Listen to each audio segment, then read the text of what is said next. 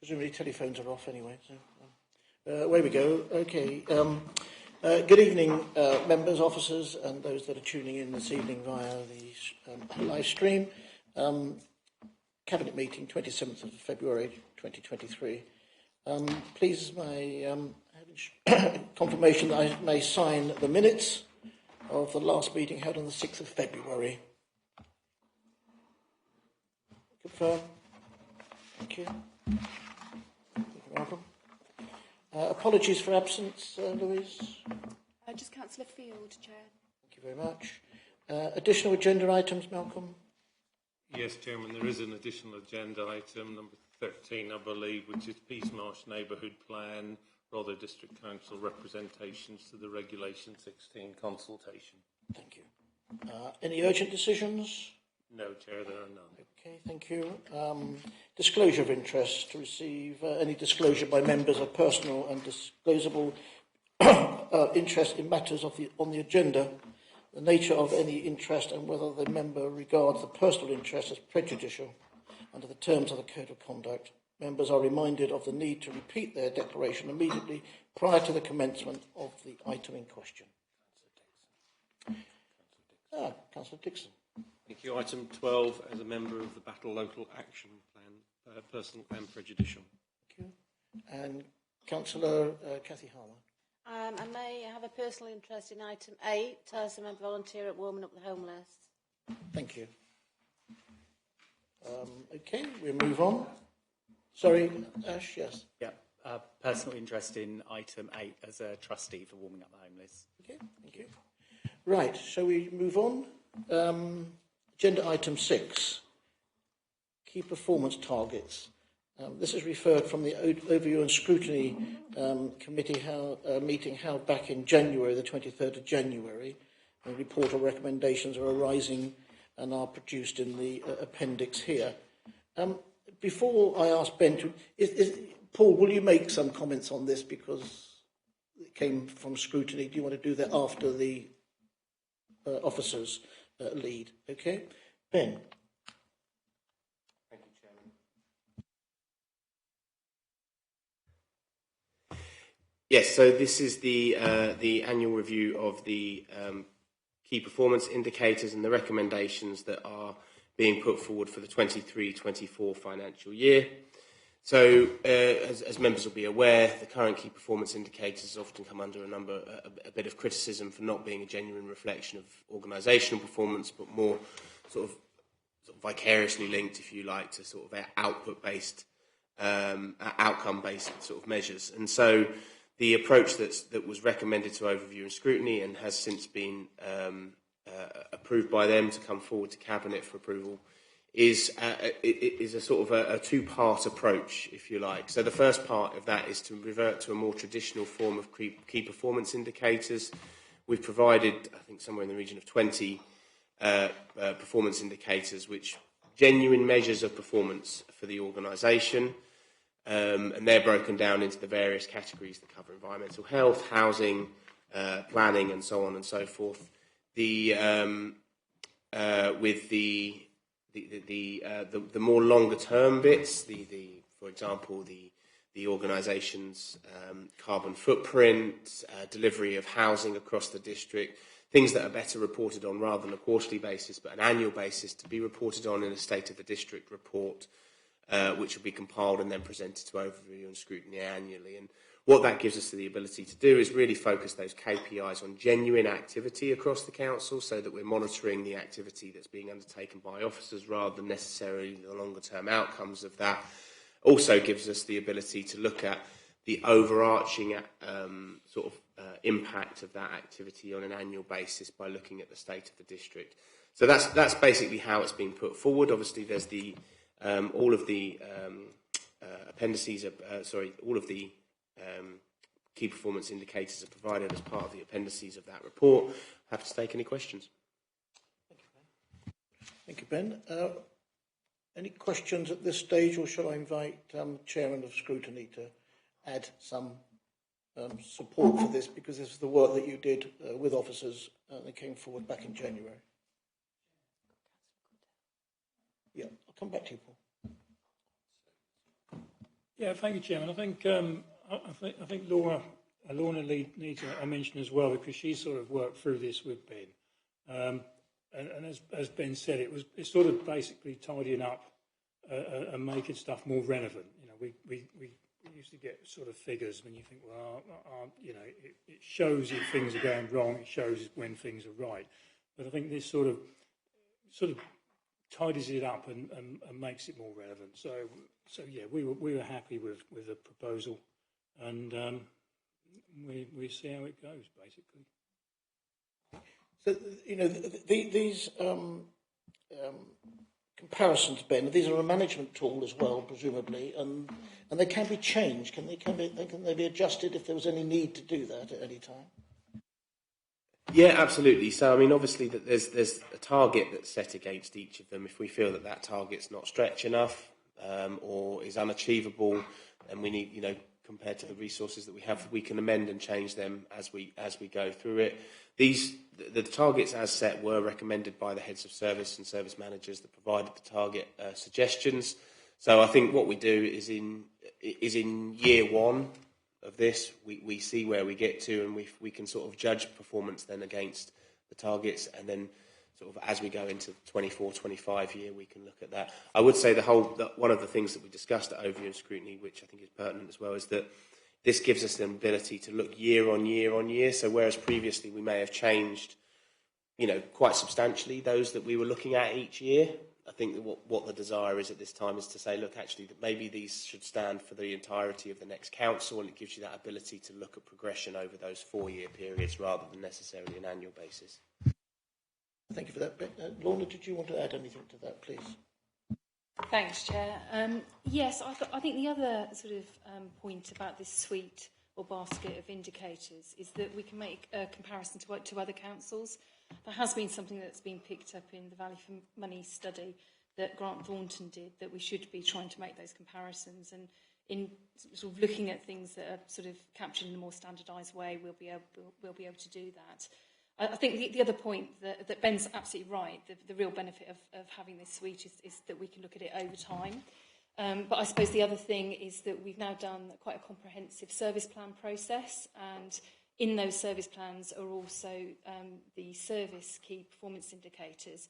And we need to keep an eye on those too, so that we can make sure that if anything is going wrong at that service level that isn't part of this corporate suite, we can escalate that up and do some exception reporting. So it is kind of a standard kind of suite, I suppose, but it doesn't mean that things won't come up that need to have that level of scrutiny. And I think this is a pretty standard basket of things that most district councils would measure. Thank you for that, Lorna. I think Councillor Bayliss, Christine was first. Yeah. Yes, thank you. Thank you very much.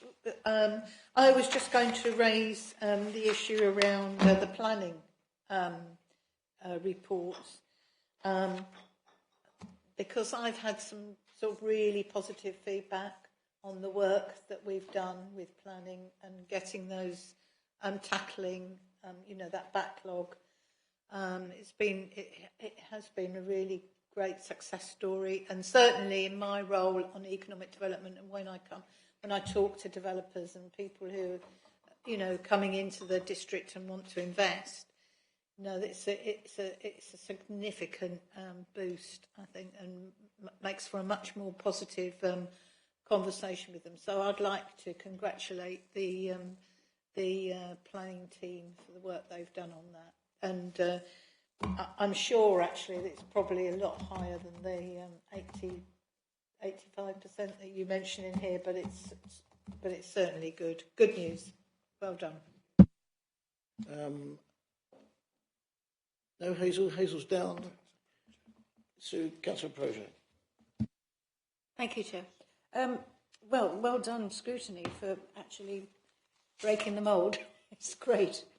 I think it came out of the Scrutiny Review that the work we did there, which was really useful. The thing I wanted to ask about is the sort of difference between reporting. So if you wanted to know where we were on EV charging or the Village Hall carbon reduction project, do we just have to rely on reports somewhere else rather than at Scrutiny? And also under neighbourhood services, we get reports in the joint waste and recycling minutes. We get those reports about detritus and litter and misbins. We get those regularly. So there's a sort of, in my mind, a sort of confusion about performance and information. And I'm not quite sure where it's going to go with that. I put down all environment, carbon, but then you've got a paragraph on it, and I just wondered, should we only find out every year, annually, what's happening with our carbon reduction programme? I don't know. A question. I'll let Ben come back on that one, if I may. So I suppose you raised a few points. I mean, obviously, under the project bits that you mentioned, so the EV charging, the village hall stuff, we will be monitoring those under different regimes. So you've got the corporate programme, which goes through the corporate programme board. We've got the capital programme, that sort of thing. So you'll be able to monitor those to a certain extent through those. Obviously, you can always access Officers Direct to see how individual projects are going. If you need any direct information, you mentioned about the waste bin and the collection and the detritus and things like that. I think what we really wanted to try and do here was it's about trying to pick a sort of a specific bit, if you like, and really trying to find a way of monitoring how a specific service is working. Now, from my perspective, I think the waste collection service works really well, but I think it's about making sure that members have that awareness, the public have that awareness. And we also put in there the NES fly tips bit, just to see if that has any impact on, particularly on fly tipping and the number that are recorded every month. Is that active enforcement having an effect on that? So that's what it's trying to do. We can't cover everything, obviously, but I think it gives a reasonable indicator of how that service is operating. In terms of the carbon reduction, I think we've got to look at it in the round. You've got the Climate Change Steering Group, which meets pretty much monthly. You've got the twice annual report to overview and scrutiny as it stands at the moment, and then the State of the District report once a year. So whilst it's not in the key performance indicators, I think that information is accessible through a range of forums throughout the year, and it's about having the ability to hold the officers to account on delivery. And I think particularly on that side of things, the Climate Change Steering Group is your key vehicle to make sure that they're constantly monitoring what's happening and that they feel that the right approach is being taken. Thank you, Ben. Jonathan, Councillor Vinehall. Yeah, thank you very much. I'm just going to comment, as expected, on the planning section. It's good to see some targets in here, but I do have some comments and some recommended changes. The first one is actually about performance, and we have a very good report which is coming out monthly now via Ben, which covers the areas of trending the performance of all the applications and enforcement, which is missing from here. And I would like to see that report embodied in that reporting, because I think it is important, and it really does show the trends very, very well. I think it's been very helpful for everybody who's using it. So I would recommend that goes in there. The target of 80% on major and non-major is really aiming for the bottom a bit, because when you get to that level, if you fall below it, you're going to be subject to the government coming along and asking questions as to why you're at that level.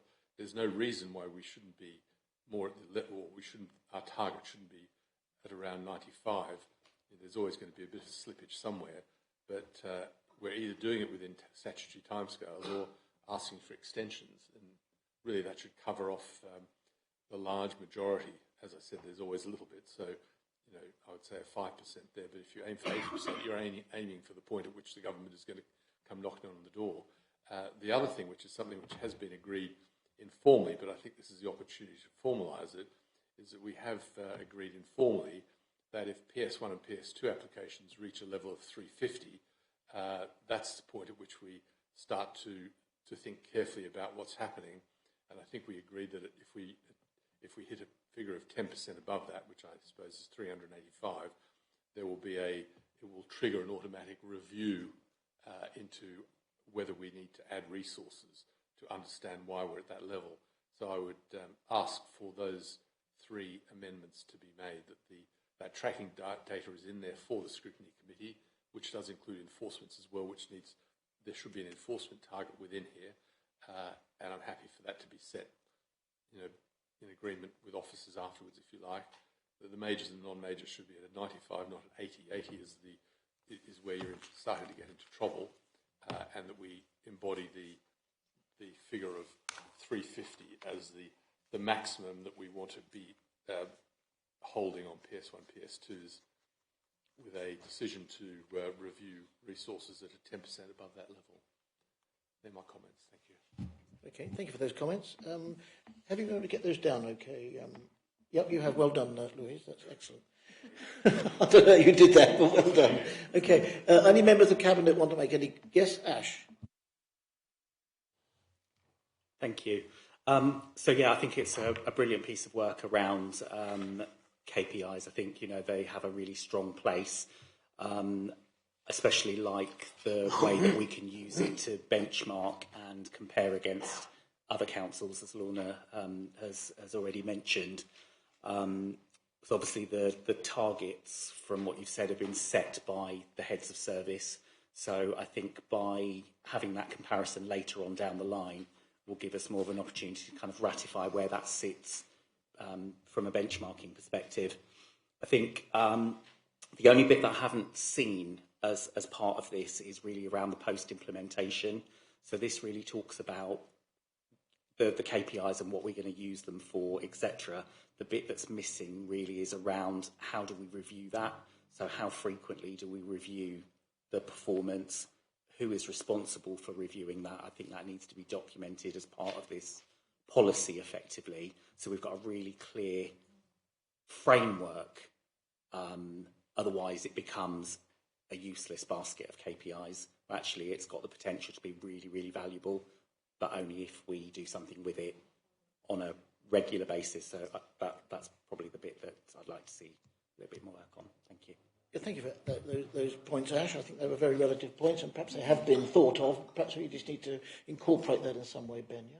Yeah, I think it's just important to note that obviously in terms of the monitoring of the performance, that would sit, the anticipation is that would sit within the existing framework, so quarterly reporting to overview and scrutiny, who would then seek to make any recommendations, either of changes to the targets if they feel that it's not sufficient, or changes to, or raises and concerns to Cabinet on performance levels of particular areas, which would then come forward to the next Cabinet for review. So, I mean, within that existing framework, it means that they're going to be, all of these will be reported quarterly, be obviously available in the overview and scrutiny paper, and then they would seek to make any recommendations to Cabinet to either address resource issues, to focus attention, or to raise poor performance or change targets as necessary. So that's sort of the framework in which we'd anticipated it working.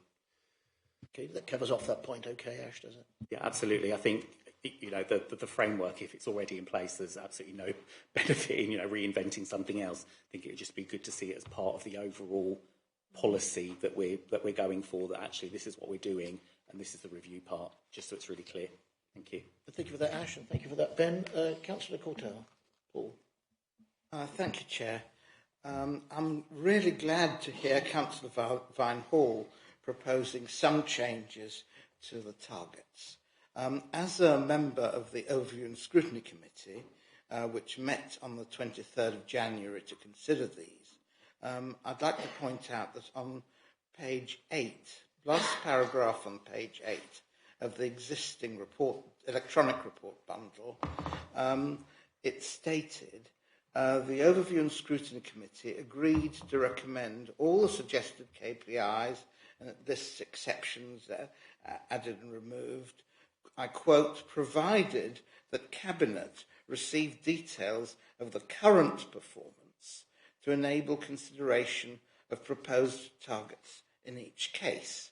Now, I mentioned at Overview and Scrutiny Committee that it wasn't easy to take a view on the existing targets and carry out our scrutiny role properly because we had no history with which to compare them. The chair of Overview and Scrutiny Committee, Councillor Osborne, agreed with me on this, and the director of Place and Climate Change committed to producing the historic information prior to today's Cabinet meeting, so that this could be compared and reviewed. This hasn't happened, and I'm therefore suggesting that in order for this to be scrutinised properly, the Cabinet should be able to delay this until delay their decision until the next Cabinet meeting, so that Overview and Scrutiny Committee can look at the historic detail and see if it stacks up with what is being proposed. Thank you. Okay, thank you for your comments.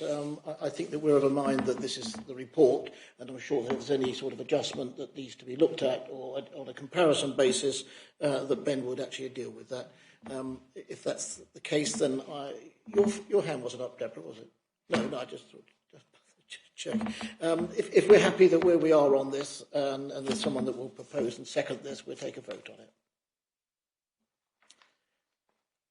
Oh, Ash is... Jonathan, second that. Those in favour with the amendments on the planning section? Okay, fine. That is agreed. Thank you very much. Okay, we move forward to agenda item 7. Joe, I think you're with us there somewhere. I hope you're not in too much pain. I understand that you're slightly incapacitated today, otherwise you would be here. So this is the review of the Housing, Homeless and Rough Sleeping Strategy 2019 to 24, Part A. Consider recommendations from Overview and Scrutiny held back on the 23rd of January. Are you there, Joe? I'm here. Hello, Chair. Thank you. Can you hear me okay? Yes, we can hear you loud and clear. Great. I was understanding my colleague Graham Cornell might be there to present this one, but I'm not. I'm happy to. If he's not there, I can't see him. So I'll take your lead, Chair. Well done, Joe. You got out of that one very, very quickly, and we're inviting Graham to come in. Thank you, Graham. Thank you, Chair. Yes, I'll quickly go over the report which went to committee, overview and scrutiny, back in January. So the recommendations, targets achieved in Appendix B, removed from the Improvement Delivery Plan, replaced with amended targets in Appendix A to the report. Following the amendment made at Overview and Scrutiny Committee with Objective 3.2, 10 homes a year being improved due to licensing with statutory notices. And the progress made against the housing, homelessness and rough sleeping strategy included in the Improvement Delivery Plan be noted. So we're receiving the report in two parts following a request from Overview and Scrutiny Committee last year, 2021 to be precise, for the report to be presented in this way. So we have housing development and housing quality in this section of the report, and then the following section will deal with homelessness. So an annual review of the action plan under the housing, homelessness and rough sleeping strategy is undertaken, and this report is dealing with the housing development and housing quality sections, as I say. I don't intend to dwell long on each part of this, but as we say, we've been through with committee, but I'm happy to take any and all questions on there. But just to say that, yes, affordable housing delivery has continued to progress well for 2022-23. We continue to see most of our affordable housing delivered in partnership with Southern Housing Association, previously Optivo, and those that have seen the Q3 data for performance on that measure will see that we've delivered 80 units of affordable housing so far to the end of Q3, and we're on target to meet our supply target for 2022-23 overall. As part of my role, I am looking to broaden the range of affordable housing partners that we're dealing with. As I say, we are largely working with just the one housing association on most of our projects, so that is an active part of our activity, what we're looking to do. Community-led housing, as it's noted, we delivered the Icklesham scheme in the summer of last year. That was completed, and we have 15 units now happily occupied by local families to Icklesham Parish. The first community-led housing scheme to complete in East Sussex. So a bit of a gold star there for that one. Other schemes are progressing well. As members will be aware, we have an agreement, a service level agreement with the Sussex Community Housing Hub to provide community-led housing services on our behalf, and they're working closely with Bexhill Community Land Trust on a scheme regarding Cemetery Lodge as well, which is progressing well. As the report notes, we continue to see viability challenges being made by developers regarding the provision of affordable housing. The reasons for that are wide and many, but costs of materials, costs of labour, costs of finance, everything going up heavily. That's coupled with a lack of confidence in part of the private sale market, has dampened development appetite somewhat and had a significant impact on viability. There's an update there, paragraphs 15 and 16 on the Rother Housing Company. Again, not an area that I work closely on, however, I'm happy to take any questions away from this evening. And then priority 3, improving the quality and suitability of existing housing and new build housing. Really just to note from that then, that recommendation made at committee that 10 properties be improved rather than the 5 stated in the action plan. And yes, draw up there. Thank you, Chair. Very good. Thank you very much, Graham. If I can invite questions from Cabinet. Ash, Cantrell Chairman. Yeah, it's not a question, just redeclaring an interest, although they're not featured in the report, but as a trustee for Warming Up the Homeless. Thank you. Thank you. Are there any other questions? Jonathan, Councillor. Thank you, Graham. So you may not have the answer with you tonight, but I'm interested. We've delivered 80 affordable houses to the end of third quarter. Is that right? And how many do you think will be by the end of the year? If all schemes deliver as expected between now and the end of February, then we should be at around 119. Sorry, I'm going to give you more questions you probably don't have the answers for, but can you give any indication what the two previous years have been? 2021-22 was 105, and I've got it open. Just give me 2 seconds.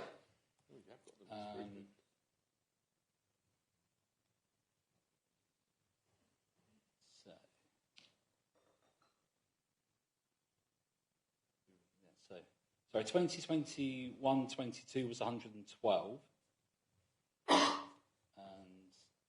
like 2020-21 as well. That was much lower. So that was the year that we came out of or dealt with lockdowns, etc. So we only had 43 that year. Okay. So about 270 over that 3-year period. Something like that. It's a good result. Yeah. It's a really good upward trend. I mean, that was starting from a low base. So it just shows what we can all do when we put our minds to it, really. So well done. Yeah, Thank you. Congratulations. Yeah. I think it's very encouraging statistics out of that, Graham, and well done to you and your team and to Joe.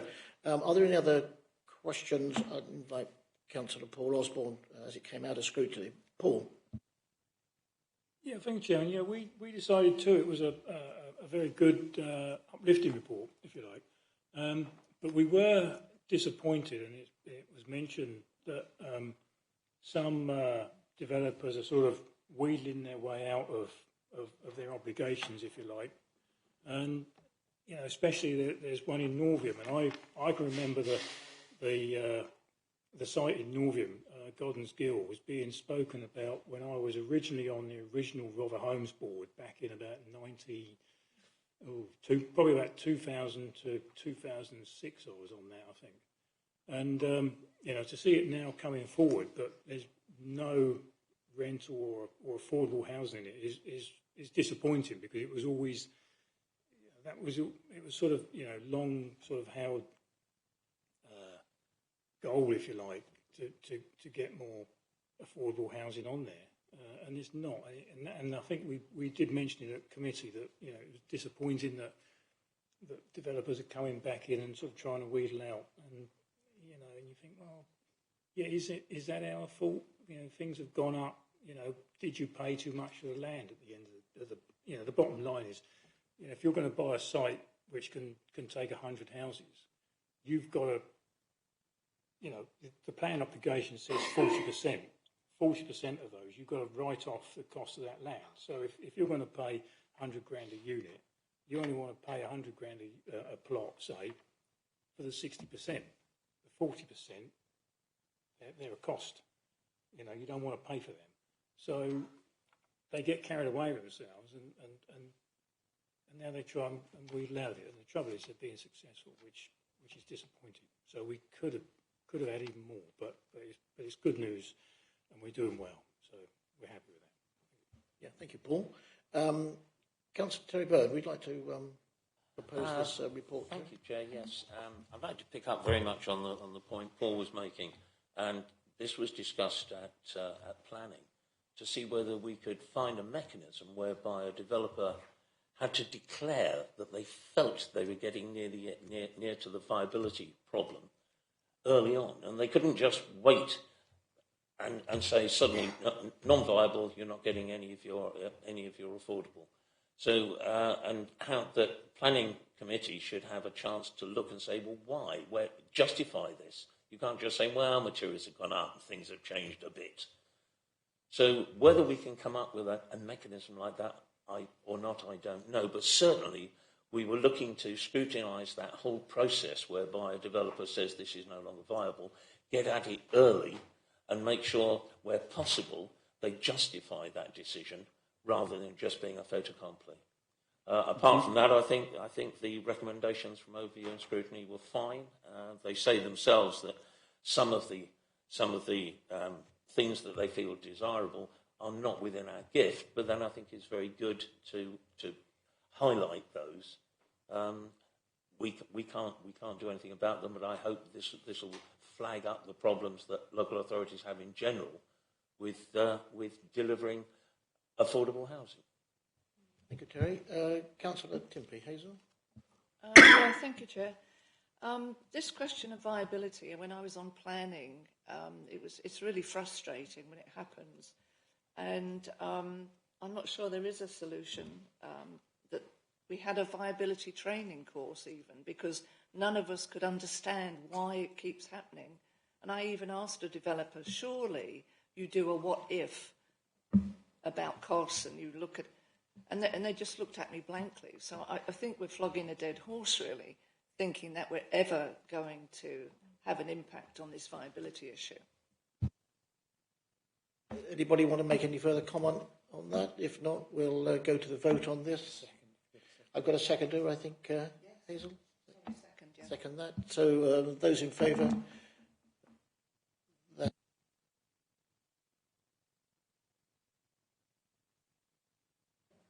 No, that's me done, thank you, Chair. This you've done, is it? Okay.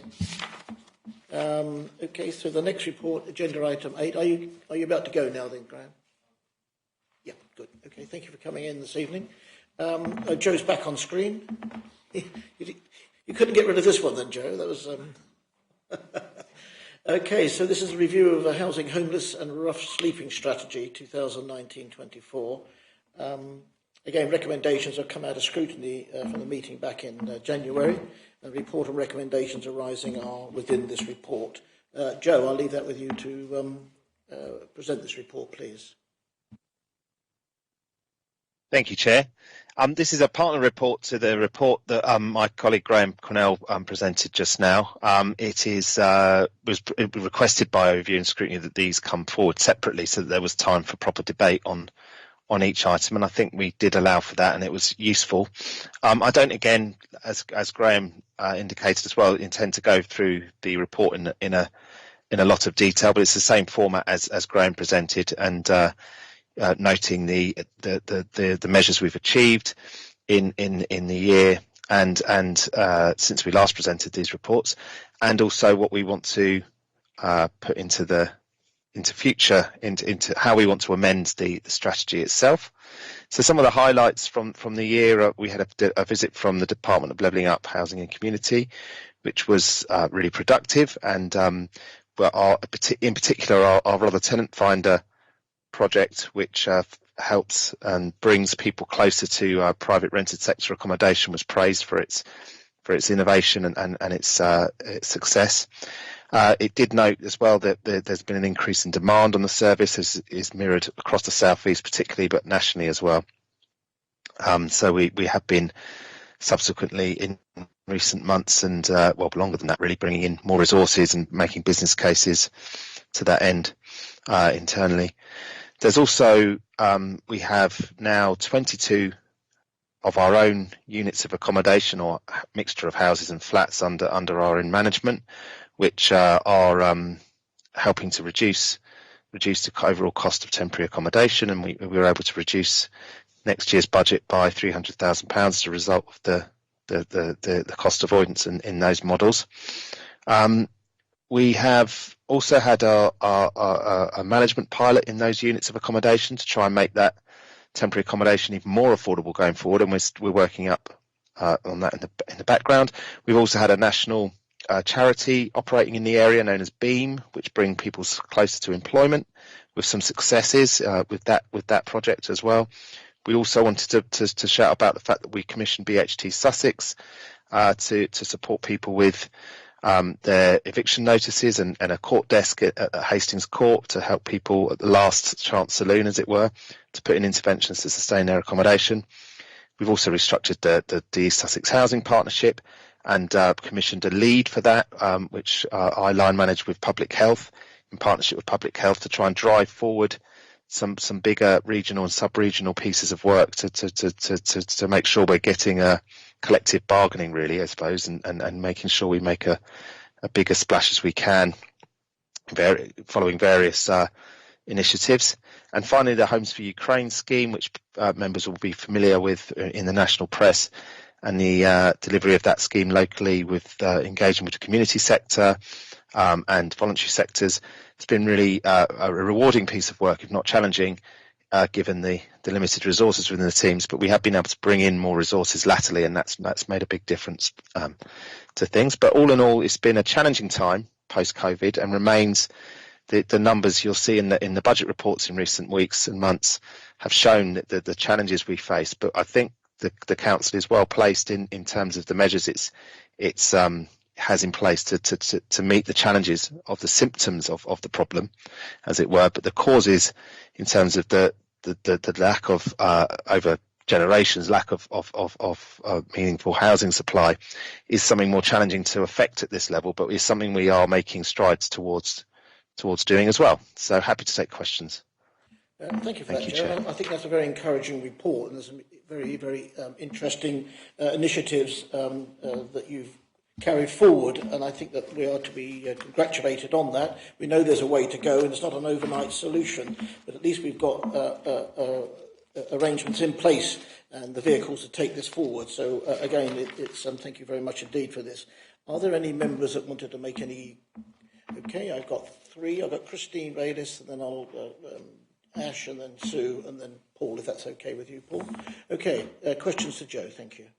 Yeah, yes, Joe, thank you very much for the report.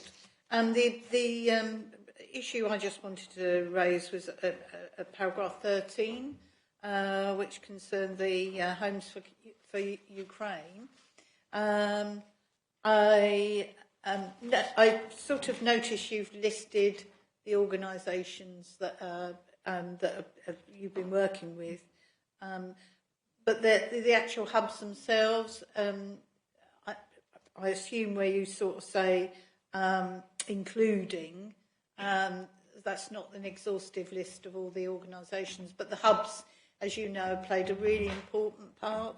And in Bexhill, for example, and I know there's hubs in Robertsbridge and Battle and other places, but in Bexhill, we've got 106 Ukrainian refugees housed and looked after, 63 adults, mostly women, and 43 children. And that's a sort of significant, that's a significant achievement by all concerned.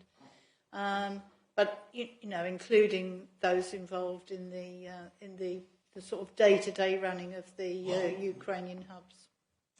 So I just wanted to ask you about that. Joe?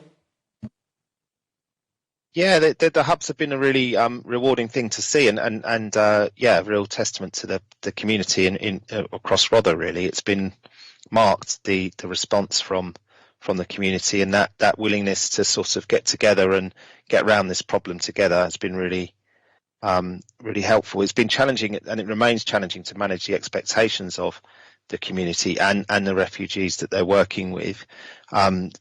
Given the reality of the housing situation in the southeast of England, and we continue to encourage people to consider to in the first instance to welcome them here and to try and help them find accommodation and employment here. But it's obviously very challenging in this environment, and it's something that the people who've been here an awfully long time struggle with achieving. So we are having sort of grown-up conversations with people, but if they do intend to resettle here permanently, some do, some don't, some wish to be here temporarily with a view to going back to their homeland. So yeah, it's a challenging environment to be working in, but I hope in the main, that we are managing to manage those expectations effectively, and not for a lack of support and kindness and all of and charity really from the community, which has been really as I say, rewarding to see.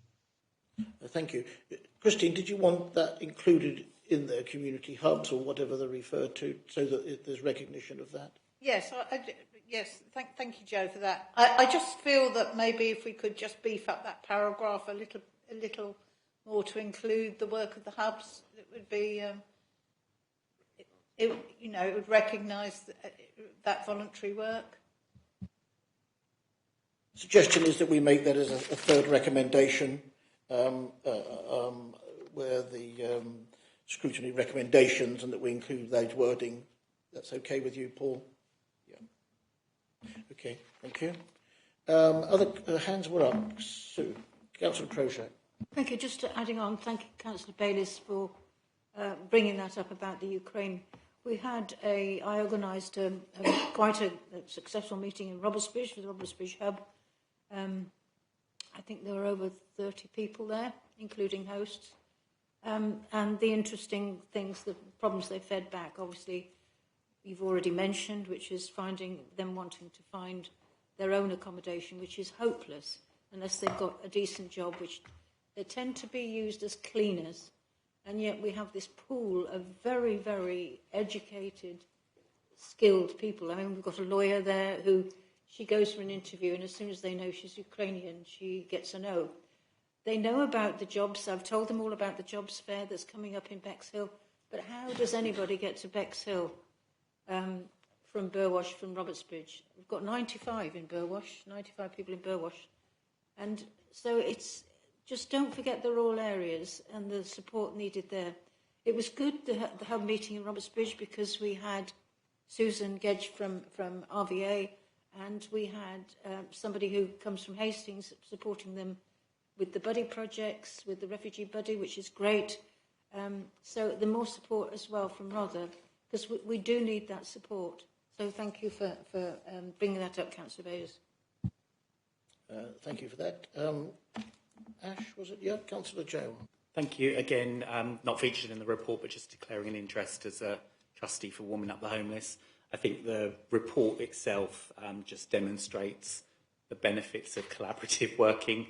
Some really great achievements in there, and it's just nice to see a success story for a change. Thank you.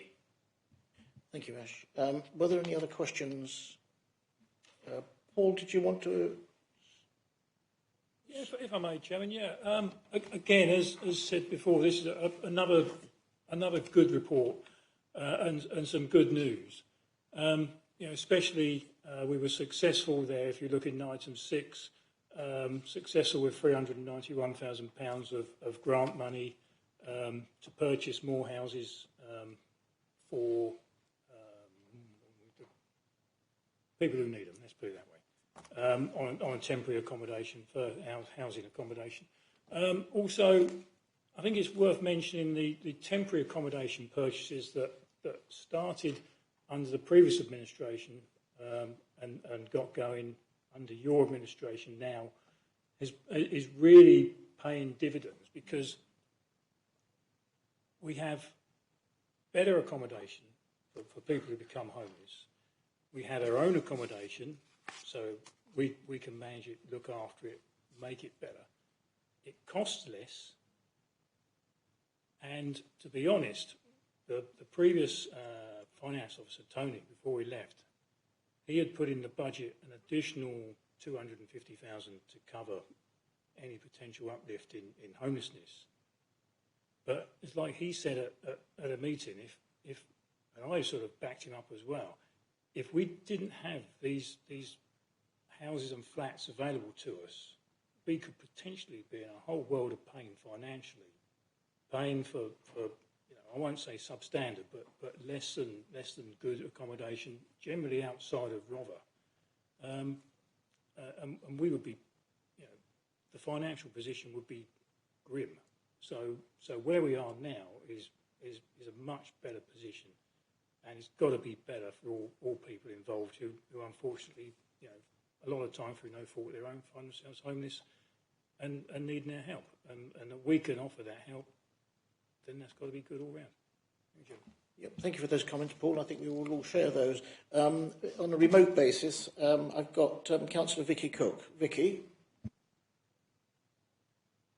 Thank you very much. I wish I'd done what I did this evening before our review and scrutiny meeting, because I certainly would have included this in one of the recommendations. So hear me out, please.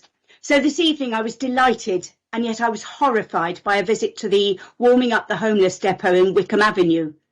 I was delighted at the generosity of residents in donations, in businesses providing food, furniture and clothing, and the sheer hours given willingly by volunteers across Bexhill, Hastings, Rother and Eastbourne, including our very own Chair of Council.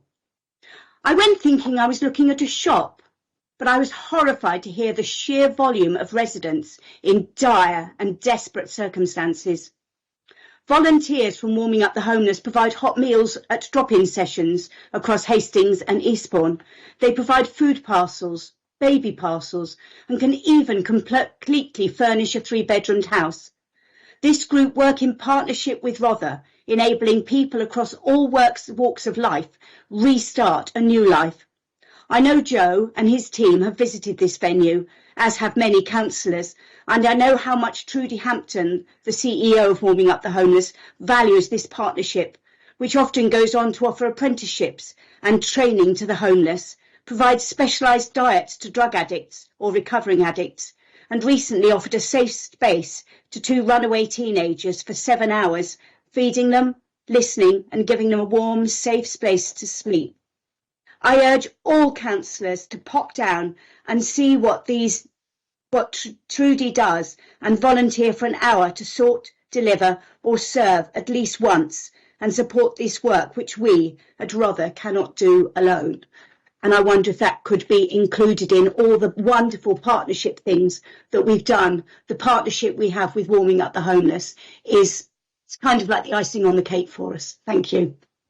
Thank you for that very succinct response to your visit this evening, and I think confirming all that's going on out there with our third sector.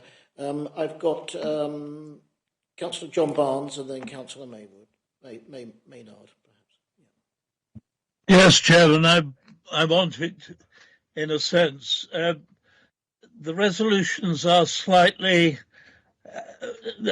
and not blaming anybody for this, but the resolutions are slightly vague, because, of course, all the detail is in the appendixes about how the targets are to change. I wanted to endorse very much what Councillor Osborne said. Our scheme of finding our own accommodation for the homeless is such a success that I think we do need to actually extend it, because the problem is actually ongoing. It's worse now than it was, and yet we have changed a vicious circle into a virtuous circle. We now need to do a bit more for that. The other thing I'd just like to add, if we're going to recognise in the minutes the people who are helping so much with homes for Ukrainian refugees, I would like to mention those in Burwash, particularly, who have done some excellent work, not only in finding homes for the refugees, but actually finding work. And I have to say Etchingham Parish Council is now employing one, which is a good deal better than employing a cleaner. I think Rother has really been quite magnificent in the way it's responded to the Ukrainian problem. And I think the Ukrainians here are actually making a real contribution to our own life, which is something greatly to be welcomed. Thank you, John, for those comments. Councillor Carl Maynard. Carl? Thank you very much indeed, Chairman. And bear in mind, Ukraine has been mentioned once again. I'll declare an interest as the executive member on East Sussex County Council with that area of responsibility. And just echoing the comments that other members have made and perhaps adding a little, I'd certainly like to commend all the district and boroughs in East Sussex for the work they've done working with the county council, working with the hubs in making sure that the Ukrainian the Ukrainian visitors are offered the very best that they possibly can be within the circumstances, and also highlight the fact that the county council have worked very hard in terms of making sure that's the second part of what we were doing in terms of making sure that there are employment opportunities for those Ukrainians, and indeed in terms of making sure they don't end up homeless. That goes hand in glove, and obviously as we move forward now with the situation, it is a moving feast, and we've got to make sure that we continue that collegiate working environment that's been so successful, not just here in Rother but elsewhere. Of course, I'd like to personally, and I'm sure every council would say the same thing in terms of congratulating the Rother team for the work they've done to try and ensure that they are properly looked after and they are given the opportunities that they deserve. Moreover, I think, as I say, it is that collegiate approach between East Sussex County Council, between the 5 districts and boroughs, with the hubs, and indeed with the communities right across East Sussex, that has meant that the response has been really, really good. I think if there's one thing that's come out positively within COVID, is that community spirit was there because it was fresh from COVID, and I think that actually in a bizarre way that's been beneficial, because that community spirit was very much alive when the Ukrainian problem presented itself. And I think across, as Councillor Barnes mentioned and Councillor Bayliss mentioned, across whether it's rural or urban, we really have done a good job. But Councillor Prochak says there's still more work to do in terms of making sure they do have suitable employment. But I think it's important to be glass half full rather than glass half empty, and assure members that there are projects going on to make sure there is suitable employment for Ukrainian refugees. So thank you very much indeed for the opportunity to speak on that. Thank you very much indeed. Thank you very much for your comments on that. So we're looking to, Councillor Timpley Hazel. Yeah, thank you, Chair. I just wanted to second really what was said about warming up the homeless, because I was going to recommend that as well. So I just want to thank the member from Battle for doing that, and I hope that it can be included in the report. Okay. Are there any other comments at all? Terry, Councillor Byrne, you want to move this report with perhaps an amendment as a third item along the lines of the work carried out by the community hubs throughout the district are noted and appreciated. So it's included in that. If anybody wants to make any other suggestion, speak now or forever hold their peace. Terry, where you go. Thank you. Yeah, the nub of this report really is in paragraph, basically the working together and the new services paragraphs. And it does show that we're working with any and all organisations across the county to bring together a complete service. A quick comment on the temporary accommodation. I know, and I'm not too sure when it was, but on a previous peer review, Rother was castigated for having no temporary accommodation at all. So we started from, it's been pointed out this was maybe initiated by the previous administration. I don't want to get into politics, but certainly we voted, first of all, 3 million and then 6 million for a budget for purchase of temporary accommodation. We've also appointed an officer who specifically works with agents, someone who has the relevant experience, to identify suitable properties. So this is a good thing that's going forward, and hopefully the new administration, whoever it may be, will carry on with this wonderful scheme. In terms of looking at new services and the new support services, in a recent discussion I had with Joe Powell, it's very important that we keep looking at the third sector services, because things migrate. Warming Up the Homeless in particular now provides all sorts of services that they maybe were not providing a year ago. And it's very important that we keep abreast of all those offerings and make sure that we're availing ourselves of all the help that is available. So that's why I really like the paragraph about new support services, the work we're doing with BEAM, and I'm sure you will have in future reports other reports of organisations we're working with across the county. I'd also like to say a big thank you to Joe Powell, because his focus has always been wider than just Rother. His focus has been across the county, and it's been remarkably successful, bringing organisations, some of whom were unaware of each other, bringing them together to form this wraparound service, so we can really look at this problem of rough sleeping and homelessness and how we cater for these people and get them back into society. Thank you. So, on that note, I would like to propose that we accept this report. Is somebody to second this report? Thank you. Subject to the amendment on item 3, as it was read out. Those in favour? That's unanimous then. Thank you very much, and I hope you feel a lot better, Joe. I hope your back improves. I see you jumping around on the spot there. That means it's painful, perhaps. Anyway, thank you very much indeed. We can move on now to agenda item 9. Head of Service. Oh, it's Joe again. Sorry, I was bidding you good night, Joe. You're back. This is a report on the Citizens Advice contract. And this evening, the councillor representing outside body, Councillor Polly Gray, is here, who works with the Citizens Advice. So, Polly, I'll invite you to say some words, if that's fine. But, Joe, if I can leave you to present this report, which has been asked to extend funding of $85,000 for a further 1-year period. Thank you, Chair. Yes, the report again is fairly straightforward. We had to extend the contract last year because of the incumbent contractor at that point was Rother District's Citizens Advice had a lot of challenges coming out of the COVID-19 pandemic and had struggled to operate effectively under those circumstances, which I think all can agree is understandable.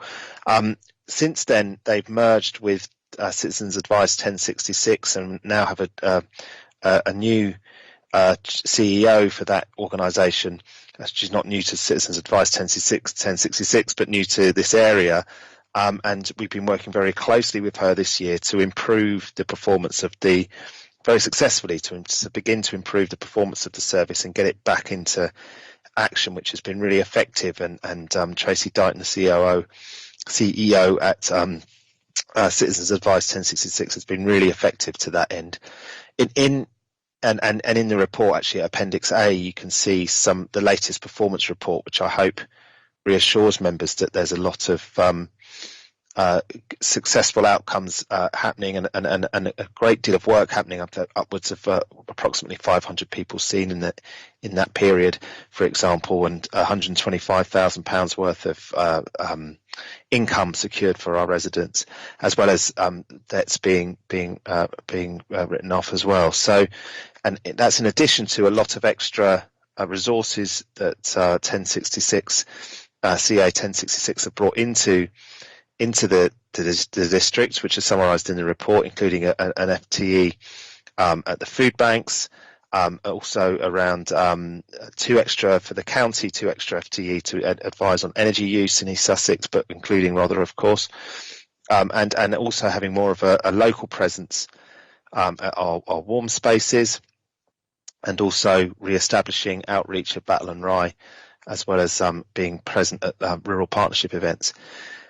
It's important to highlight that we are part of a wider steering group that's led by what was formerly the Clinical Commissioning Group, and is now reformed and rebranded itself as the Integrated Care Board, East Sussex Integrated Care Board.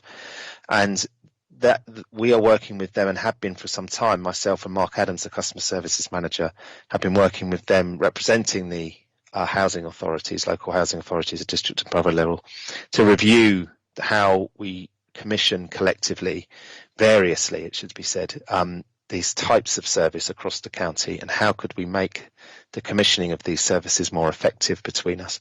So that work is ongoing, and there's a partnership ambition to have a new commission by March 2024. So it seems prudent in terms of achieving maximum value for money beyond March 24, and making sure that we have as an effective service as possible for the future of Rother going forward, that we try and bring our own commissioning cycle into that same time frame, which is to start in April 2024.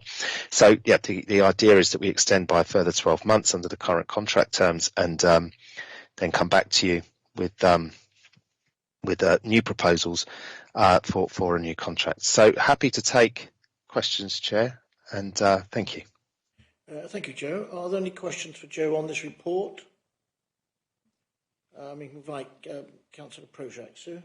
Thank you. This comes under my name because of customer services, and historically, the reason why we're quite generous to the Citizens Advice Bureau is because they took on quite a lot of work that we should be doing, or should have, or in the past did.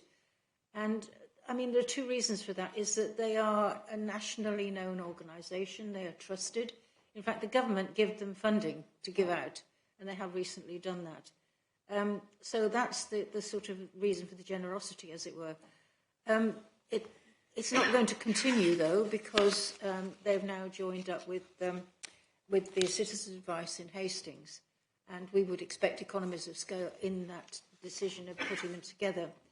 We used to have, and Joe's now talking about a new process, but we used to have a process where we had a very efficient task and finish group led by Councillor Dixon, where each of our service level agreement bodies were brought in, where they were questioned, they were given evidence, and we decided on having the right information on the level of support that was required.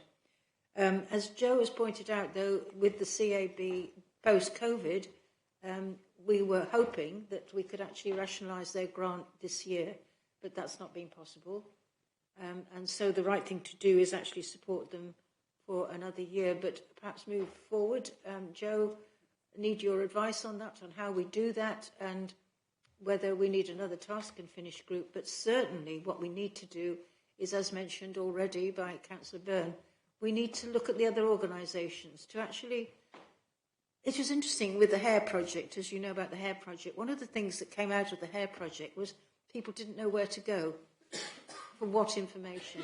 There's a plethora now of organisations out there. We've heard tonight about warming up the homeless. And I think we just need, as a council, and maybe it's a task of finished group for scrutiny, I'm not sure, we need to actually look at all these valuable organisations across the piece and to look at our relationship with them as well. Thank you. Yeah, thank you for those comments, Sue. Councillor Byrne and then Councillor Kevin Dixon. Thank you, Chairman. This is a bit of information, really. I met with the new Chief Executive, well, recent Chief Executive of CA 1066 this morning, funnily enough. They are very much aware that they're still coming out of COVID. They took a big hit in terms of their volunteers. They also then undertook a move to a new building, which gave them problems they weren't expecting. However, they're now very upbeat.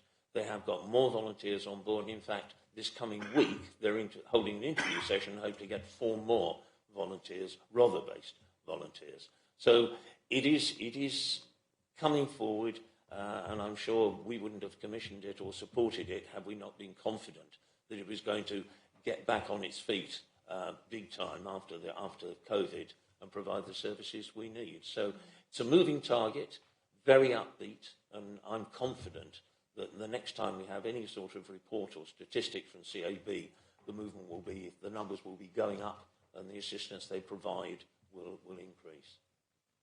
Thank you, Terry. Councillor Dixon. Kevin?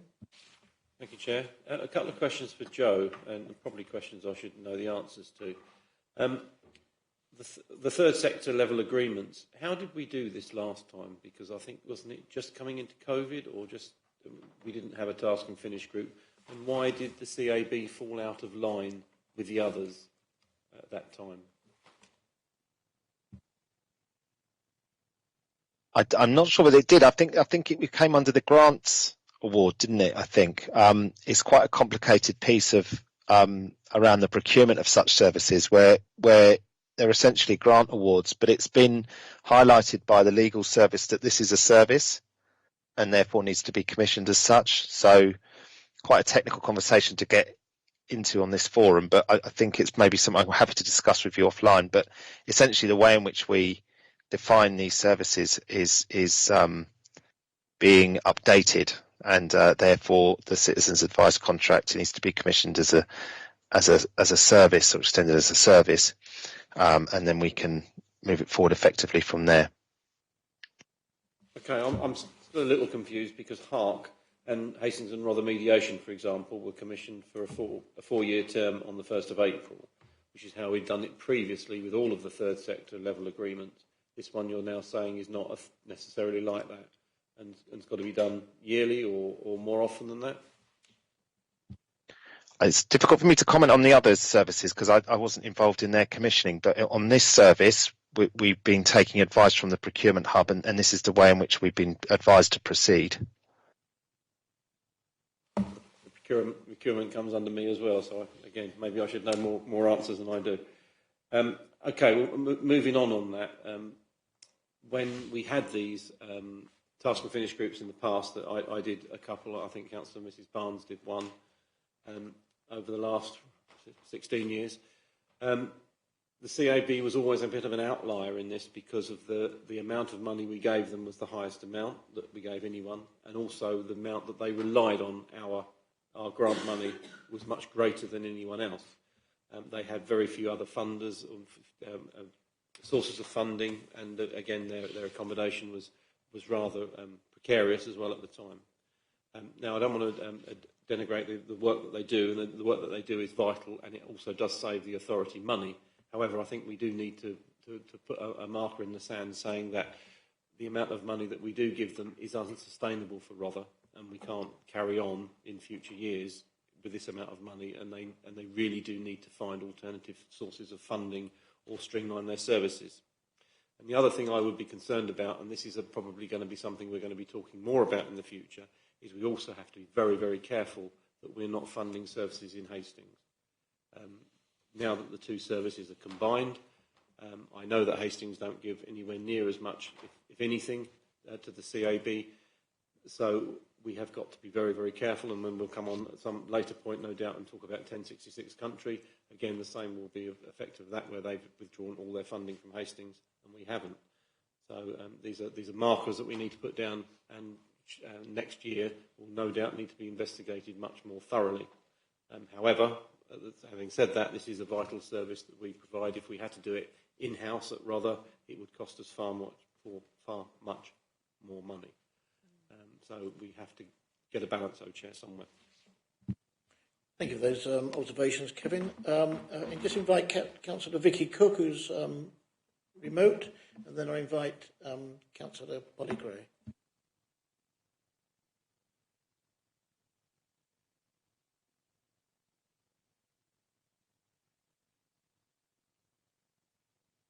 Are you there? Sorry, that was an errant hand. I do beg your pardon. You devil. Okay, fair enough. We move on. Councillor Polly, who is the Rother representative to the Citizens Advice Service. Perhaps you could give us some indication of how you've been working with them, Polly, please. Oh, thank you, Chair. For the last 3 years, I've been the Rother link person, and I'm afraid in those last 3 years, they've had a very difficult time. They've had the pandemic to cope with. They've had the move into St Leonard's Road office, which caused a lot of problems and expense, and now the amalgamation with the Hastings CAB. During all this time, they've managed to keep their excellent work going. They do, as Joe has put in his very helpful and excellent report. Joe, thank you for that. He sums it up in paragraph 10. The provision of welfare benefits, debt and money advice is the key aspect of their work. They work with very vulnerable people. They clearly save people from eviction and from homelessness, and take a lot of weight, from the shoulders of our officers. They are also doing outreach work in Battle and Rye and at food banks. I know I have raised with them the amount of money that Rother pays in comparison with what Hastings pay, but they would say that Rother is a much bigger area. They do a huge amount of work in Rother, and they would say they always have done, because for people that live out in the rural areas, it's easier for them to get on the train and go to Hastings than take the extra journey to come into Bexhill. They have said to me there's a real risk if they're not granted the grant for a further 12 months that they will not survive. They realise it's unsustainable, and they are looking at other ways of raising money. I have a lot of faith in the new CEO, Tracy Dighton. She really is on top of the job, and I just hope that you will agree to award them for an extra year. Thank you. Yeah, thank you very much, Polly, for that bit of insight. I think that's very, very useful. If I can invite Ben to make some comments, please, Ben. Thank you, Chair. This is to answer one of Councillor Dixon's questions earlier. I knew I remembered something because I was the head of service in charge of the SLA task and finish group when it happened back in 2020. So I knew I remembered something, but I thought I'd better get my facts straight before I say anything. So HARC, Hastings and Rother Mediation Service, RVA and the Bexhill Museum were all granted 4-year service level agreements. There was an exception made for the Rother District Citizens Advice Bureau, which was only granted a 2-year extension to their SLA, with a review to occur after 2 years. So I'm assuming after the dissolution of the sort of central policy team, Joe took over the oversight of the Citizens Advice, and this is probably the outcome of that 2-year review about how we continue services into the future. So it was only agreed for 2 years at the last round, but all of the others were agreed for 4. So we're going to have to make sure we make provision from next April for the others. Okay, thanks for clarifying that, Ben. So, sorry, is that your hand up again, Vicky? Yeah, yes, it really is this time. It's a proper hand, is it? Yes, it was a proper hand. I just wanted to comment about the Citizens Advice Bureau being at Battletown Council offices in the High Street. I'm not entirely sure how successful it's being. I will speak to the assistants for Town Clerk tomorrow to try and get some figures as to how many visitors they're seeing. But I'm pretty sure she spends a lot of time on telephones and on emails and is just there. But she does also go down to the food bank in Battle, where I know she gives very, very valuable support. So I think the Citizens Advice Bureau in Battle is certainly working for us. Thank you. Thank you for that. So the recommendation is that the contract continue, an extension of funding of 85,000 for a further 1-year period be approved. Are we going to incorporate into that, Sue? Yes, would you like to sort of... thank you. So I move that with the addendum that we actually look at our service level agreements and the other bodies that provide similar services. Kevin? Well, Chair, I think that's automatic. The other ones all run out in 2024 as well. So this would just bring it with the other service level agreements for the third sector. So, are there other groups out there that we're not funding that we should be looking at in some way? Maybe, but we don't have any money. I realise that, but is there some way that we should be looking at and I'm talking about Help the Homeless and various other people that are out there. So perhaps a full review could be done, and into the new administration, when a new chair of scrutiny is there, he may be able to receive this to the Task and Finish group. I don't know, possibility.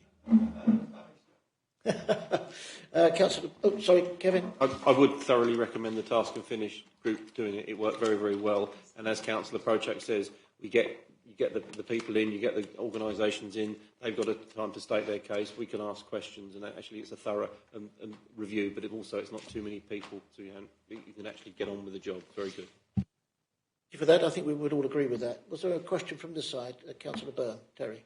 I was just going to say, when I have reviews with Joe, he's always looking at seeing what other services are available. And it's part of the cross-county working. It's not just the groups we have identified and are already working with.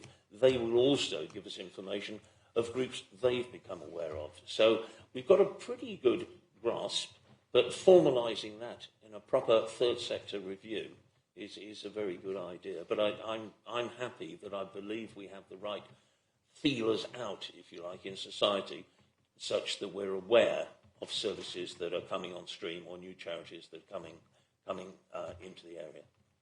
Okay, so we've had the report moved with that slight amendment there, second, and those in favour.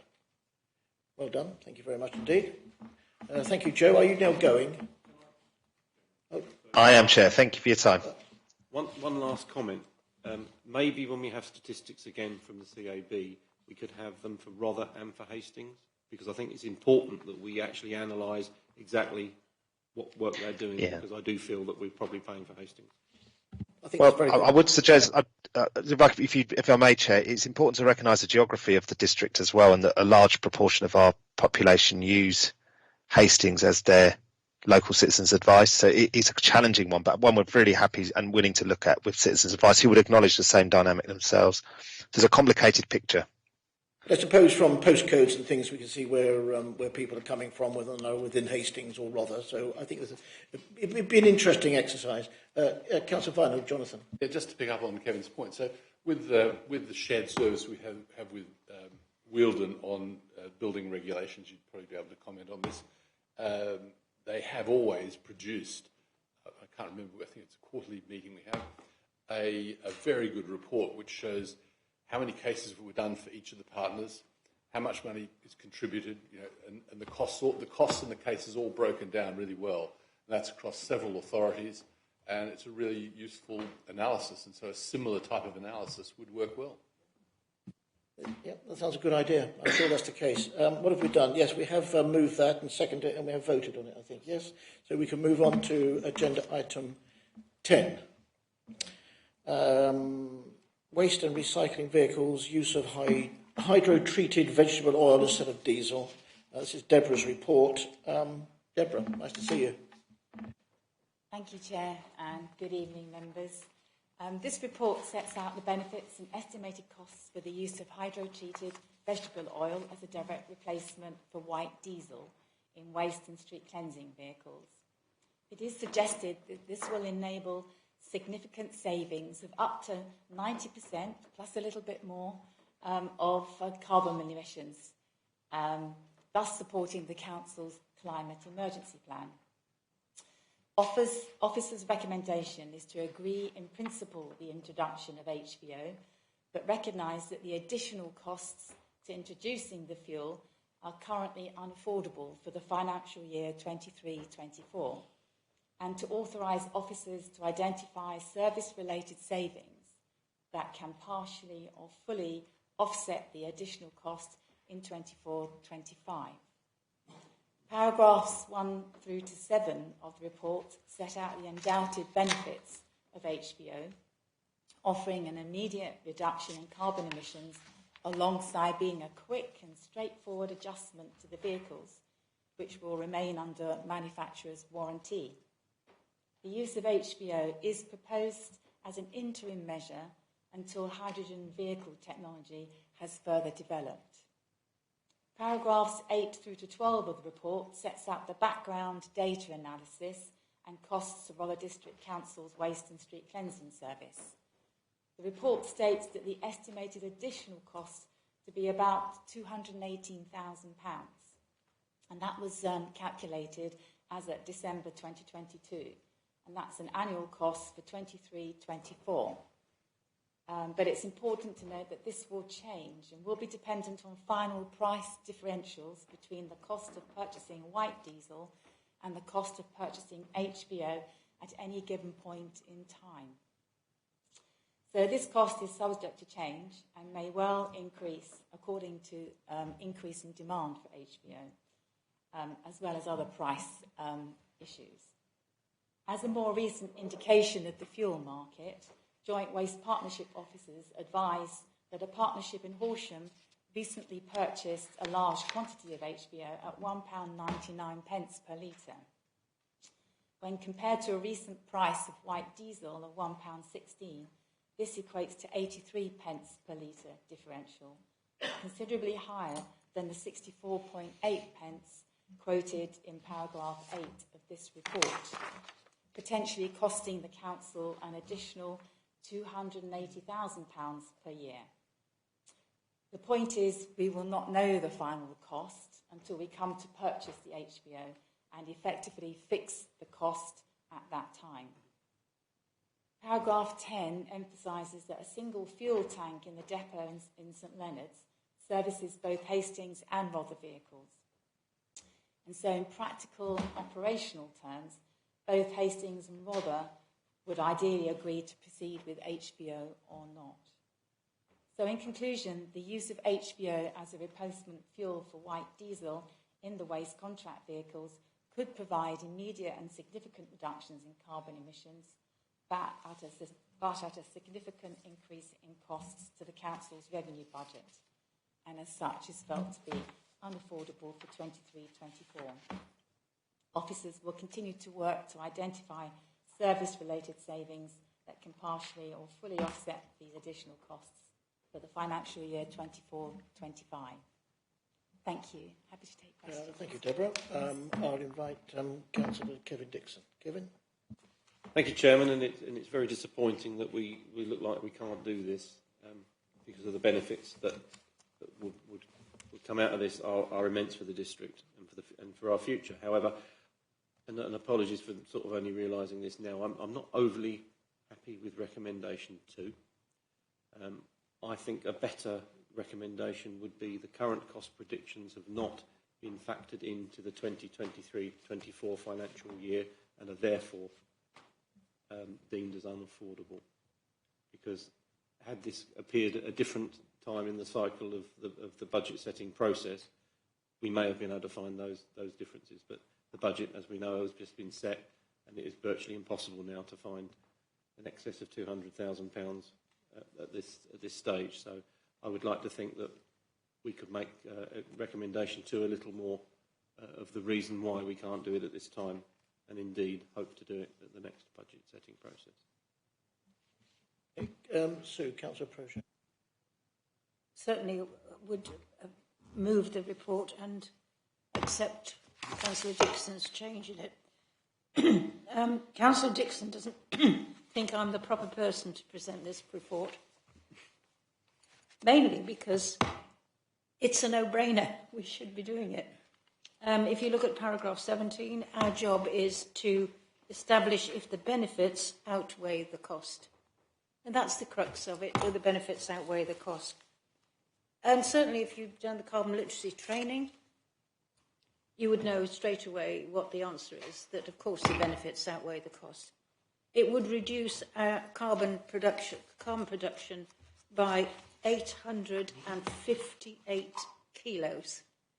not only would it reduce that, it would also reduce the toxic emissions, nitrogen oxide, fine particulates, that actually cause pollution. There's a wonderful map. You know those maps where it goes darker and darker the worse it gets. And we had a map of trees for Bexhill, and the darkness was in Bexhill Central of pollution. And pollution kills 1 in 20 people. So in terms of pollution and carbon reduction, and work started on this. I mean, Councillor Dix is absolutely right. The timing is so wrong. We can't even include it in our budget consultation where we could ask, would you pay 11p a week for these benefits? That's what it would cost, 11p a week on Band D. So we can't even ask that question. We can't find this amount. I looked on the website of all the councils that are using HVO now or introducing it, and the list was huge. I mean, Malvern Hills, Portsmouth, Bournemouth, Scarborough, Horsham, Broxtowe, Blaby, South Cambridge, East Suffolk. The list goes on and on of councils. And the reason why they're choosing it, it is the best option right now, because electric vehicles, the cost is enormous, and the infrastructure needed is enormous. So that's not a viable alternative.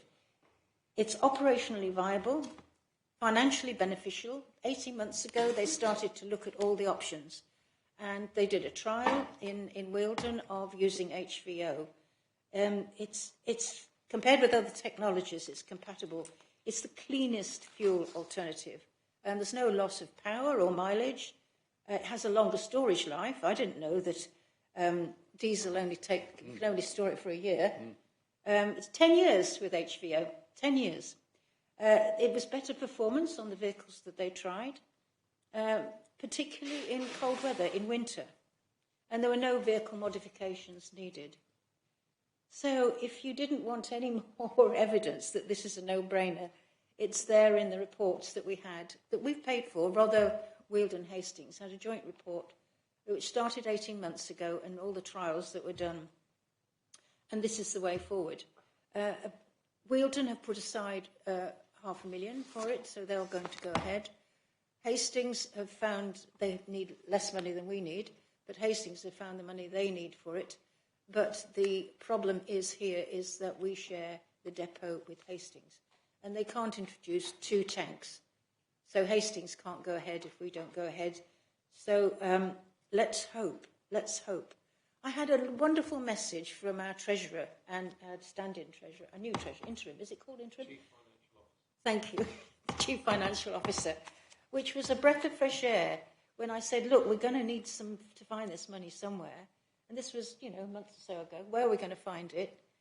And he said, our job is not to tell you what you can't do, but to find ways of doing it. So in the next let's hope the next administration is not a bunch of flat earthers, but let's hope that the next administration can actually find that amount to deliver this amazing, amazing benefits to our district. Jonathan, Councillor Vinehall.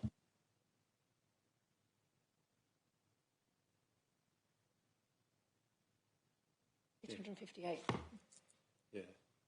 So there's a study which is underway, part of the evidence base for the local plan, and I wouldn't be revealing anything which isn't fairly obvious. In Rother, there are 2 key ways of delivering carbon saving. One is through buildings or improvements in buildings, and the second is in transport, because they are the 2 areas that we have a big influence on.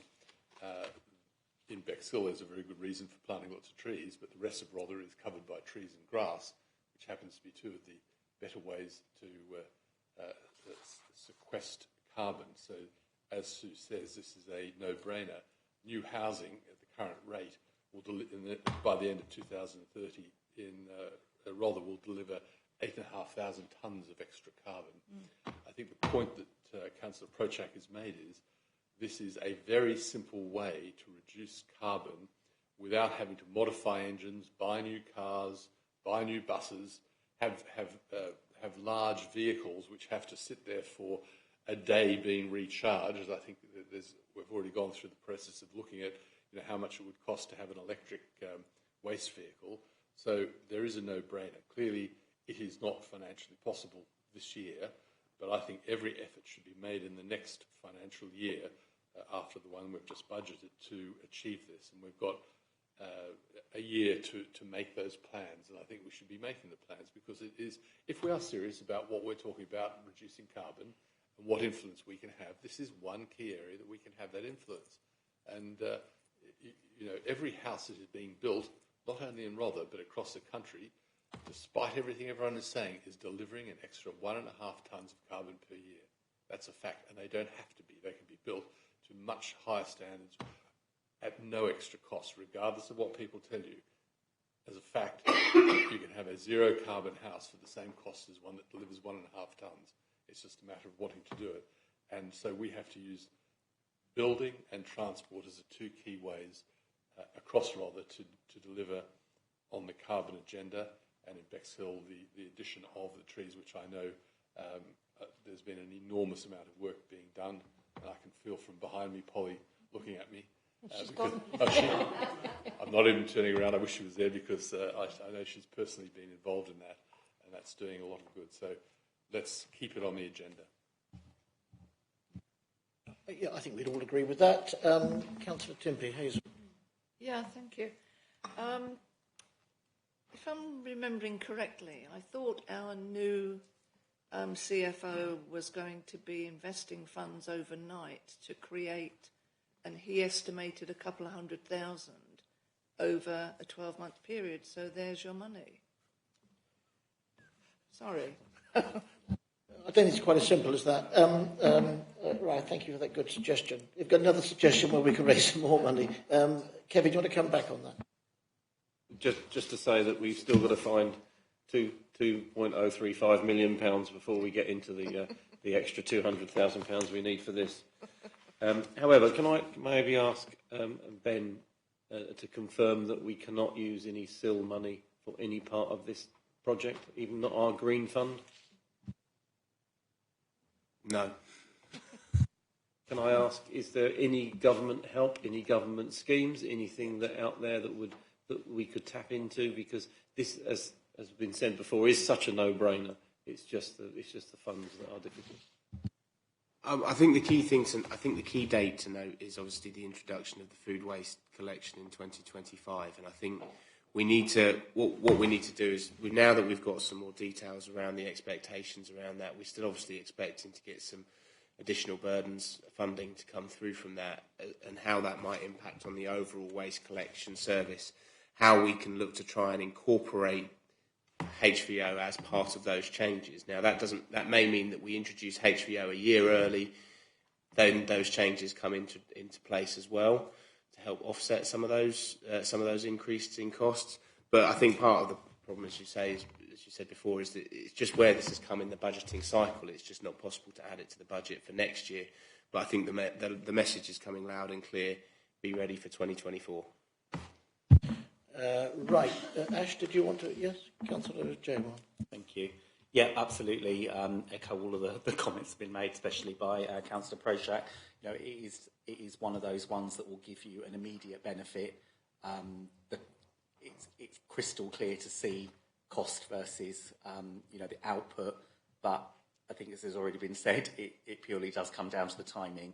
I think if we were aware of it before, it's something that we could have tried to incorporate into the budget, which has obviously now been set.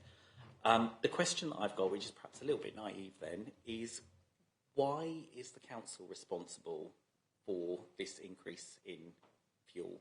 Why are we responsible for changing the fuel and not the service provider? Who did the negotiating?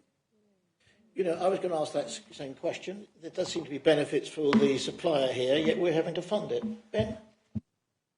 I think because the original contract only stipulated a diesel-based fuel, so the original contract didn't allow for an introduction of any alternative fuel. The provider obviously buys that fuel in advance at a very, very good rate, much, much cheaper than you'd get HVO for. So the difference is calculated based on what they would buy for next year's fuel versus on diesel versus what they would do. So it's just not incorporated within the original contract to allow for this variation, and we'd have to pick up the price difference in effect. But aside from the kind of contract provision, where is Biffa's corporate responsibility around reducing carbon emissions? What are they doing as part of their work to reduce carbon emissions? So carbon emission reduction isn't the council's sole responsibility. So I totally understand that the contract provision states that it's diesel-based and they're under no obligation to change it for our benefit. But what about their benefit? Because they are a large organisation that has the same responsibility as us to our residents to reduce carbon emissions. So I'd be really interested to know what they are doing to reduce their carbon emissions as well. It just doesn't make sense to me. Sorry. I think it's important to note that Biffa's ambitions for carbon reduction are aligned with ours. It's not that they're not committed to carbon reduction. It's just that they're not in a financial position to same as we're not in a financial position immediately to give up that money and expend it. They're not in a financial position to sort of swallow that additional cost without sort of think. So I think they're committed to reducing their carbon footprint, but over a period of time, same as we are. You know, we've said 2030 is our target point, and we're developing an action plan to reach that. They've already got that in place as well, so they'll be looking over that period of time as contracts renew to find ways of reducing their own carbon footprint, same as all councils across the country will be. I think personally it just feels like a bit of a blackmail situation that, you know, we've got a responsibility to do it, but the funding will ultimately sit with us. So, you know, it just doesn't feel right that there isn't even a negotiate, you know, a compromise in terms of funding and a split funding, because we have to reduce our costs in exactly the same way, or we don't want to increase our costs as another organisation would do. So, yeah, it just doesn't feel right. Yeah, thank you, Chair. Could you tell me when this current contract actually ends and it can be reviewed? Because it seems to me that it's not really benefiting us at all. Pippa, please. Thank you, Chair. The current period ends in 2026. So the opportunity in 2026 is to look at renegotiate the contract if we wish to extend, or we can re-procure. We don't have to extend, but we could extend for another 7 years after 2026. And we are working towards that extension period now with those negotiations as part of the Joint Waste Partnership to look into all those aspects that you've been talking about. Yeah, it just seems to me that every time we talk about this contract, it's a disaster. I don't know if I'm pretty strong, but that's the way I read it. Let Deborah come back on that. I think if we have to compare it to the Kia contract that was previous, it's far from a disaster, councillor. So I have to say that I'm not talking about that. I'm talking about the conditions of the contract where we can't.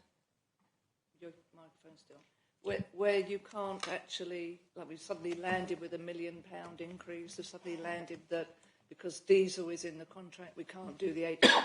I mean, the whole thing's a farce as far as I'm concerned. But a contract is a contract. You know, that's the unfortunate thing about it. Yeah, well, if we could just move on, Sue. I mean, these questions clearly are ones that I've gone into my mind as well, and I've asked. And the big difference, it is a contract. And it was a very tight contract. And I've forgotten the description that Madeleine uses for this kind of contract, but actually every litter bin, every house was counted, so that if you want any more, anything different, any flexibility, if I want Robertsbridge High Street cleaned, I can't have it unless we find the money. And that's the way the contract was drawn up, because we don't have shareholders, but Biffa do. And so, for example, they are going to claim 10% administration costs with this new oil. So, 10%, it's admin costs. the problem with the contract is that it is very successful. We don't have complaints in the way we used to have complaints. And it affects every household, absolutely every household. And so that's a bigger issue to look at if we're going to extend the contract. If we're going to extend the contract, if we're not going to extend the contract, we have to start working on it right now, because there's no way we could re-procure another contract without starting on it now. So that may be a decision for the new administration. Yeah. Could I just say, though, that perhaps you need to look at the terms a little bit so that they're not quite so much in their favour? Because to me, it seems like a bit of a stranglehold. By the previous administration. Yeah, and can I just quickly say, there were two groups set up in the working party, two working parties, one for the finance and one for the carbon reduction. Councillor Field was on the finance one. And we tried to find savings in the contract that we could actually use for this project. Things like, for example, in Central Ward, it's the only ward that has a daily waste collection. We could change that. We could increase, that would go down well, wouldn't it? Yeah. We could increase the charge for green waste. Would that go down well, or would there be customer resistance?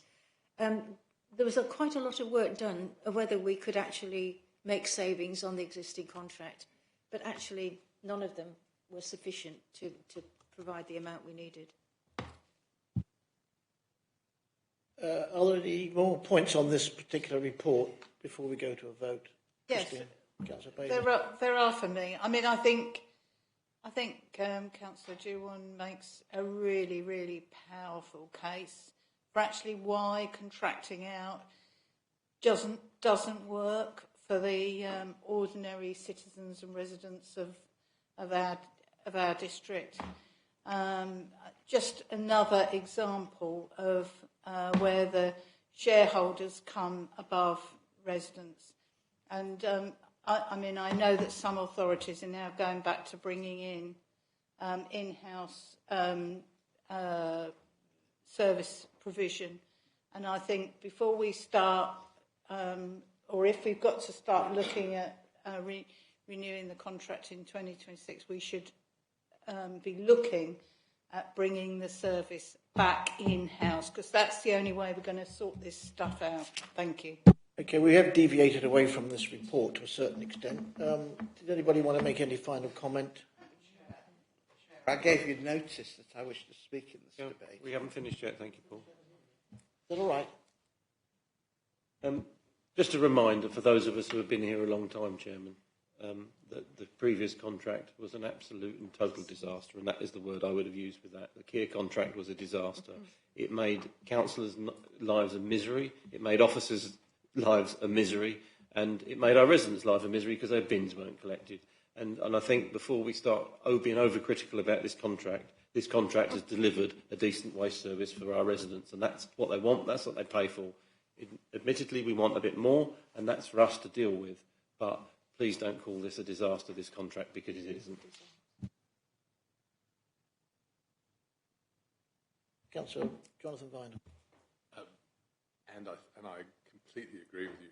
Whilst I wasn't involved with the last one, I certainly had the impact of it, because it was a very poor service, and it was a good case of buy cheap and you get cheap. Yeah. But at the same time, it's a bit like when you if you're building something and halfway through the builder walks out, getting a new builder to come in, they usually want to charge you a lot more, and you're stuck. And I've always been a little concerned that we paid an over and above premium, and I might be wrong, but I think that needs to be tested out. And one way of testing it would be to look at the contracts that Biffa have with other authorities and see how they compare. Well, they'll always be different, not be able to be compared directly, but you'll be able to get a feeling for the rates of charge, and just to get a feeling if we are paying above the odds or if we're paying the same as or whatever. But just to analyse, to get as many different angles to analyse the contract, because it is the significant expense of this authority. It's as simple as that. And somehow we have to bottom it out, because every year we just get increase after increase, which is way above what we can reclaim from residents. Councillor Cortell, do you want to make a question? Yes, thank you. Yes, I think it's a laudable project. I mean, reducing 1,207 tonnes of CO2 emissions a year down to just 66 is quite incredible. Reducing particulate emissions, which contribute to respiratory diseases, is commendable. But there is this financial cost, and the figure of between 218,000 and 300,000 is mentioned. Is there a question coming out here for the officer? No, or are you just I making a was statement? making a statement. Well, I think these have been covered off. With Okay, respect. the difference that I was suggesting, coming from Bexhill Central, I can envisage, as was mentioned a little earlier, the risk of refuse collections in the town centre streets above the shops being drastically reduced in order to pay for this. Okay, well, we're not discussing that tonight, Paul, really. I would like to move on because we've got two or three other items here. No, sorry, Paul, that is where we are tonight. I think we've discussed things off this agenda, off this report. We're talking about the recommendation that's here with a change. I think, Kevin, you mentioned the fact that on item 2, the cost predictions are now not to be factored in for the 23-24 financial year. Yeah? Or something like that. You've got it down. No, well, that's fair enough. Okay. So, is there anything else you wanted to add, Deborah, at all? No, we've covered off where we are. I think the points that have been raised tonight, what's the responsibility of the contractor here, and it's something that I'm sure we'll be discussing as the year goes on in order that we can review this, because I think we're all in agreement that this is something that we would like to sort of commit ourselves to at some point in time. So, Sue, you're going to move this, and have I got a second? Thank you. And those in favour, subject to that amendment there. Thank you very much indeed.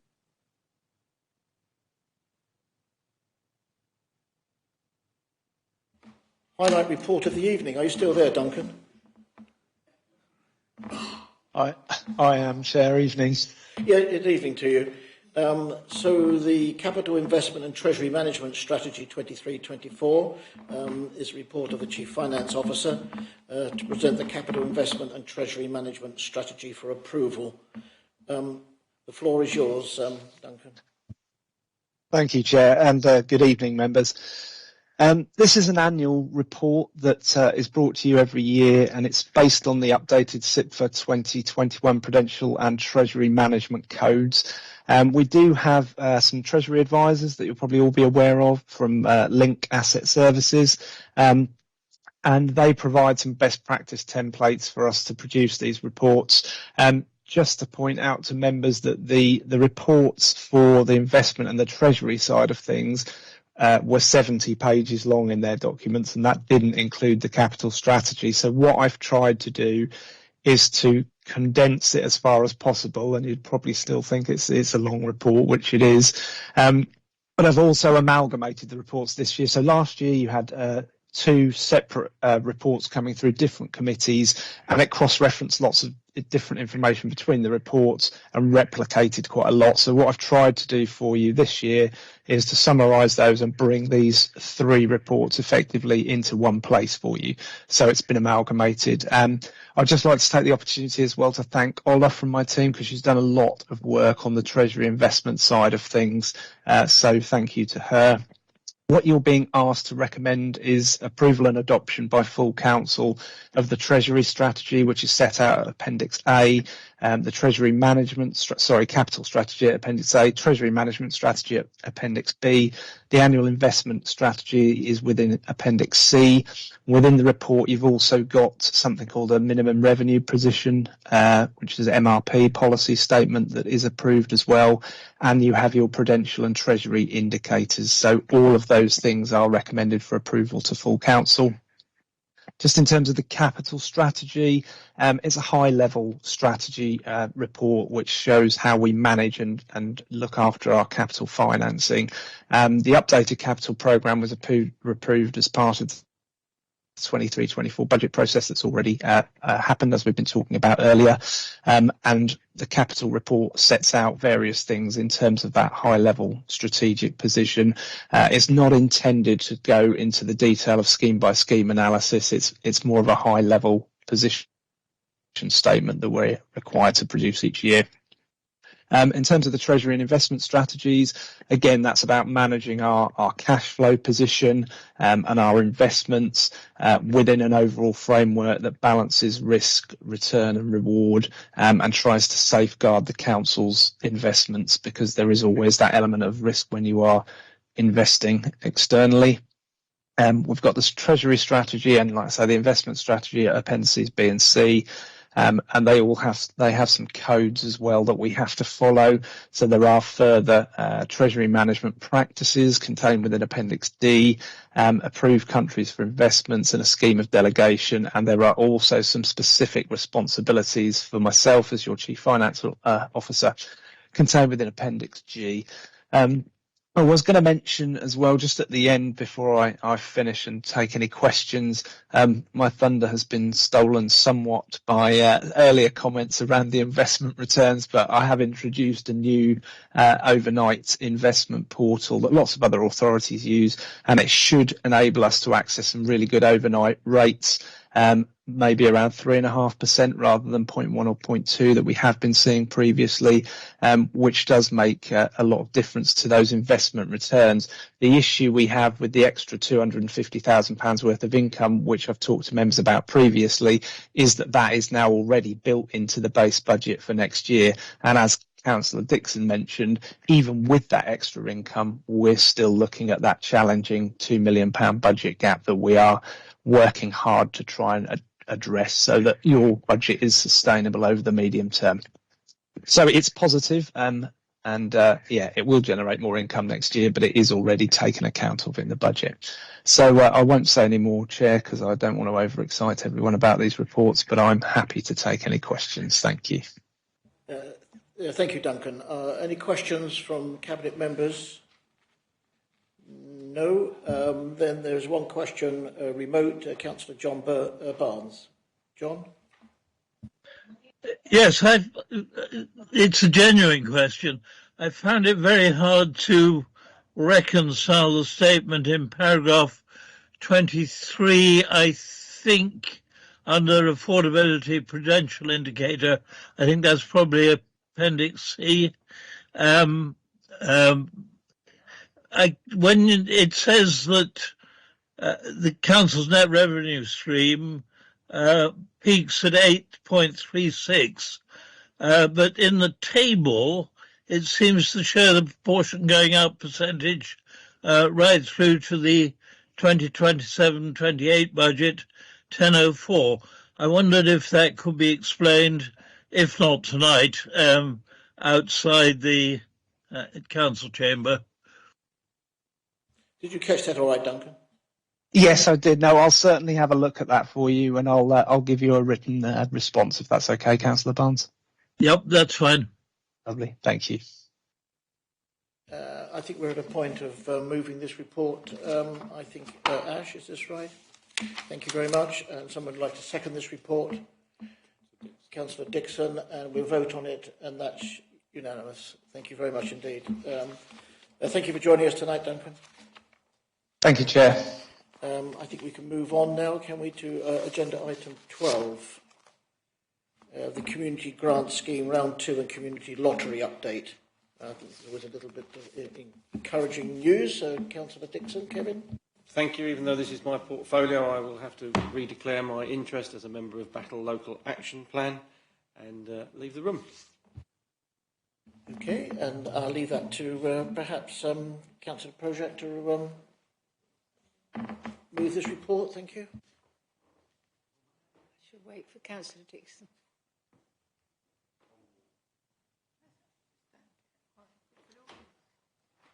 This is a good news report, members. It really is, because it's the approval, as we usually do, of the community grants application. And I would really like to thank you for your work sorting out the problems that we have, Nicola. Thank you. So each grant application has been carefully looked at, and any questions asked, any areas of doubt raised have gone back to the applicant. And it's really, really heartening to know that the first three, not Staplecross, but the first three on our list that we are hopefully approving tonight are actually in line with our leisure strategy, which is about in open air. And I think the battle facility, it certainly should be on our tour when we finally get round to doing a tour of the things that we funded. But all three of those, Battle, Burwash and Nicholsham, actually contribute to the aims and aspirations of our leisure strategy. The other thing in the report is the lottery update, which is, again, a good news story. Just quickly going back to the community grants, is that Councillor Bayliss raised with me the fact that there are no Bexhill grants there, but I just want to reassure her that over the last 3 years or so, there have been 13 organisations that have got grants from Bexhill, of about 120,000. And that excludes the Jubilee grants that Bexhill got. Just to mention that. Also to mention the King's Coronation grants is going to be done the same as the Jubilee. The first come, first served. Last time with the Jubilee, some people missed the boat.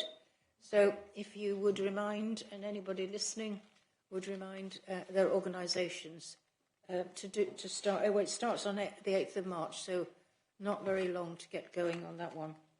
The lottery, I said, and again, a good news story, and I'll perhaps ask Nicola to actually explain why it's such a good news story, because it was intended not to replace the revenue for community grants, because we knew that was too tall an order. But it's going a long way to helping. And we've been told that the revenue support for that is not sustainable. But I'd like to ask Nicola to actually expand on that. Thank you. If you wouldn't mind, Nicola, and thank you very much for all the work you've put in around this particular round two of the grant scheme. I know that a lot of work does go into it, and I think that everyone on the panel was very, very appreciative of the support you gave them. Thank you very much. Thank you, Chair. So the Bother Lottery, the first draw took place at the end of April last year, so nearly a year on. We've now got 75 courses have signed up. We're looking to facilitate approximately £40,000 worth of income for the whole year. To this, there's £27,000 at the time when I wrote the report has gone to the good causes in total. Nearly £16,000 directly back to the good causes, with £500 of prize money donated back to people. So people, when they purchase a ticket and they win a prize, they have the opportunity to either to claim that money or donate it back to the cause. So that's a further income direct, doesn't hit Rother, just goes straight out to the good cause. This is supporting the Rother Community Grant Scheme. So for next year, we have an allocation of £130,000 grants across all the various schemes. £16,000 of that is going to be facilitated by the monies raised via the lottery, which is a really, really good news story for that. Is there any other questions that you have in that, Councillor? Are there any questions of Nicola? Councillor Bayliss, Christine. Yes, thank you. And thank you to Councillor Prochak for answering my question about Bexhill. I mean, I'd just like to be reassured that there are conversations that have been had with Bexhill Town Council about matched funding and the opportunities to actually lever in quite a significant, investment in community facilities if we can sort of work more in a more joined up approach to grants. So that would be number one thing that I'd like to ask. But I would like to say what a wonderful outcome for the Rother Lottery. And I know that there was a lot of stick 12 months ago from various different people who sort of thought we were encouraging gambling and all sorts. But it's been a really wonderful outcome for that. I mean, the support for local organisations. I mean, I occasionally pick up messages from local organisations that really appreciate getting that regular monthly income coming in. It, you know, it may only be £100 or so pounds, but it's just really, really useful. And I just think it's a real success story. So well done to you, and well done to Councillor Mrs. Prochat for doing the research in the first place and finding out how we could do it, because it has been, I think, a real triumph of this administration. Thank you. Yeah, thank you for that. And I think that this is just one example of that when we went into a global pandemic and we were coming out of it, it was a wake-up call. I think we had to reset and look at opportunity, and I think we've really done that on the basis, because it all adds up to the bigger picture. And I think that's something which any authority will need to be continuing to do so, in looking at all the opportunities to generate income and to minimise costs where we can. Thank you very much, Nicola. Is there who's going to? Oh, I beg your pardon. Hold on a second, Councillor Barnes. I beg your pardon, John. It's all right, Leader. I just wanted to echo very much what Councillor Prochat said, with particular relevance to the Burwash project, which is in my ward. This is very much, I think, in line with the strategy that you agreed at the last council meeting. And it is really a major community project. It's in 2 phases. This will deliver the first phase, and then we will start work on getting the second phase underway. But it is a very exciting modernisation of all the community facilities for physical recreation in Burwash, and the Muga particularly will be a tremendous development of great value to that village. Thank you very much indeed for your support. Excellent. And I'm sure that'll be one of the visits that we would like to look at, or members would like to look at on completion. Are there any other points to be made on this report, which I think you have... Oh, I beg your pardon, Paul. Sorry, I didn't see your hand. That's right, Chair. Yeah, I must mention Icklesham Parish Council, as it's in my ward, and they're receiving some funding of £5,500, and it will benefit all the 4 wards of Icklesham. So there's going to be equipment, exercise equipment on Harbour Field in Winchelsea Beach, Coronation Field in Rye Harbour, Icklesham Recreation Ground, and Jubilee Field in Winchelsea. So 2 of them are in mine and 2 of them are somewhere else. But overall, thank you very much. Excellent. Right. Are we there at a point of someone... you've moved the report. Who was saying something, Ben? No, Oh, sorry. Councillor Baines wanted to answer on her Bexhill Town Council question. Oh, I beg your pardon. What was the question? Town Council. Well, Nicola, it's not something that I've discussed with Bexhill Town Council. I mean, if we can cooperate and, you know, there's a project that kind of inspires both councils to fund, that's fantastic. It's not a conversation I've had with them. Nicola may know more. Have you, Nicola? It's not a direct conversation that I've had, but it is a condition on the grant application to on the website. So any applicants, so again, from members, if they can support, they know a project that's coming forward. RVA also know that to have support from both the parish or town council, whichever it would be in, that is something we need to come forward. Add one thing, sorry, Chair, about the lottery, is that it's very clear by the lottery that are most successful in reaching their targets are, I think, where the district councillors have promoted it. Little Common is probably the top performer, and there's also St Michael's is doing well. A lot of Bexhill ones are doing really well. There are some parishes, e.g. Northiam, haven't got one organisation that's part of the lottery. So I think a lot of it is about us as district councillors making sure that people know about it and promote it. Right. So somebody's moved this report. Somebody's seconded the report, I believe, and we're going to vote on the report, which is unanimous. We can invite Mr. Dixon back in. Would you mind, Brian? Okay. Right, that's finished for that. So we've now got the additional agenda item, Peasmarsh Neighbourhood Plan, Rother District Council representation to the Regulation 16 consultation. We've got Jeff here, and you're going to present this report, Jeff? And yes, hello there, yes, absolutely. Thank you. Thank you very much. I'm just going to give you a short report. So what we are requesting is that delegated authority is given to the Director of Place and Climate Change to submit the Council's representations on the Peasmarsh Neighbourhood Plan, and that will be subject to the approval of the Cabinet portfolio holder for strategic planning, so that's Councillor Vinehall, and the 2 ward councillors for Easton Rother. The background is that Peasmarsh have been progressing very well and quickly with their plan, and they didn't want to lose momentum, and we wanted to work with them on that so that they could consult and progress in advance of the elections.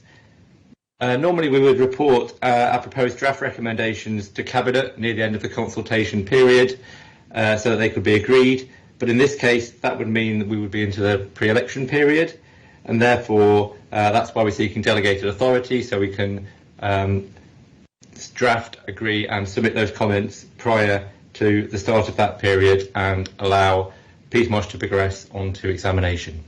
Thank you. Thank you, Jeff. As a ward member, did you want to make any comment, Paul? Yeah, I will, Chairman, if I can.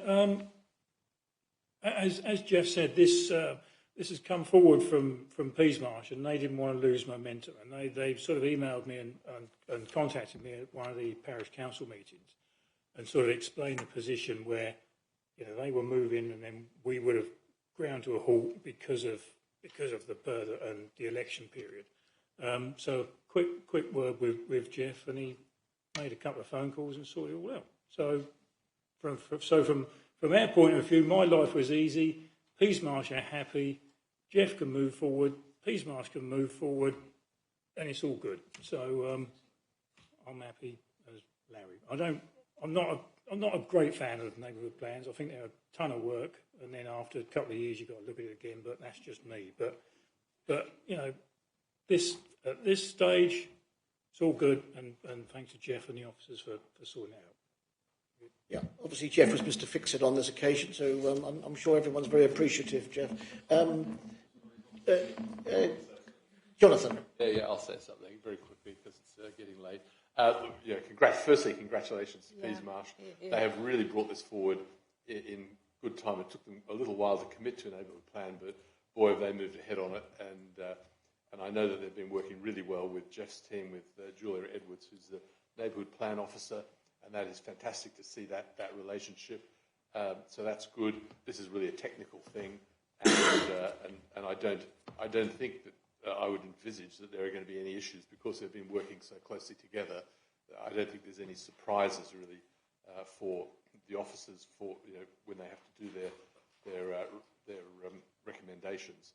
So that's good, and I'll comment at the same time while Jeff's on screen that he and his team with Councillor Prochak and myself have been conducting sessions with all the parishes. I can't remember how many we've done to date. There's been quite a few to go through just the beginnings of the local plan.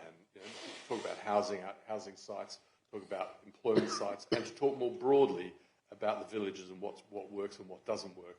And I have to say those meetings have been really, really good. Mm-hmm. They've been appreciated by the parishes.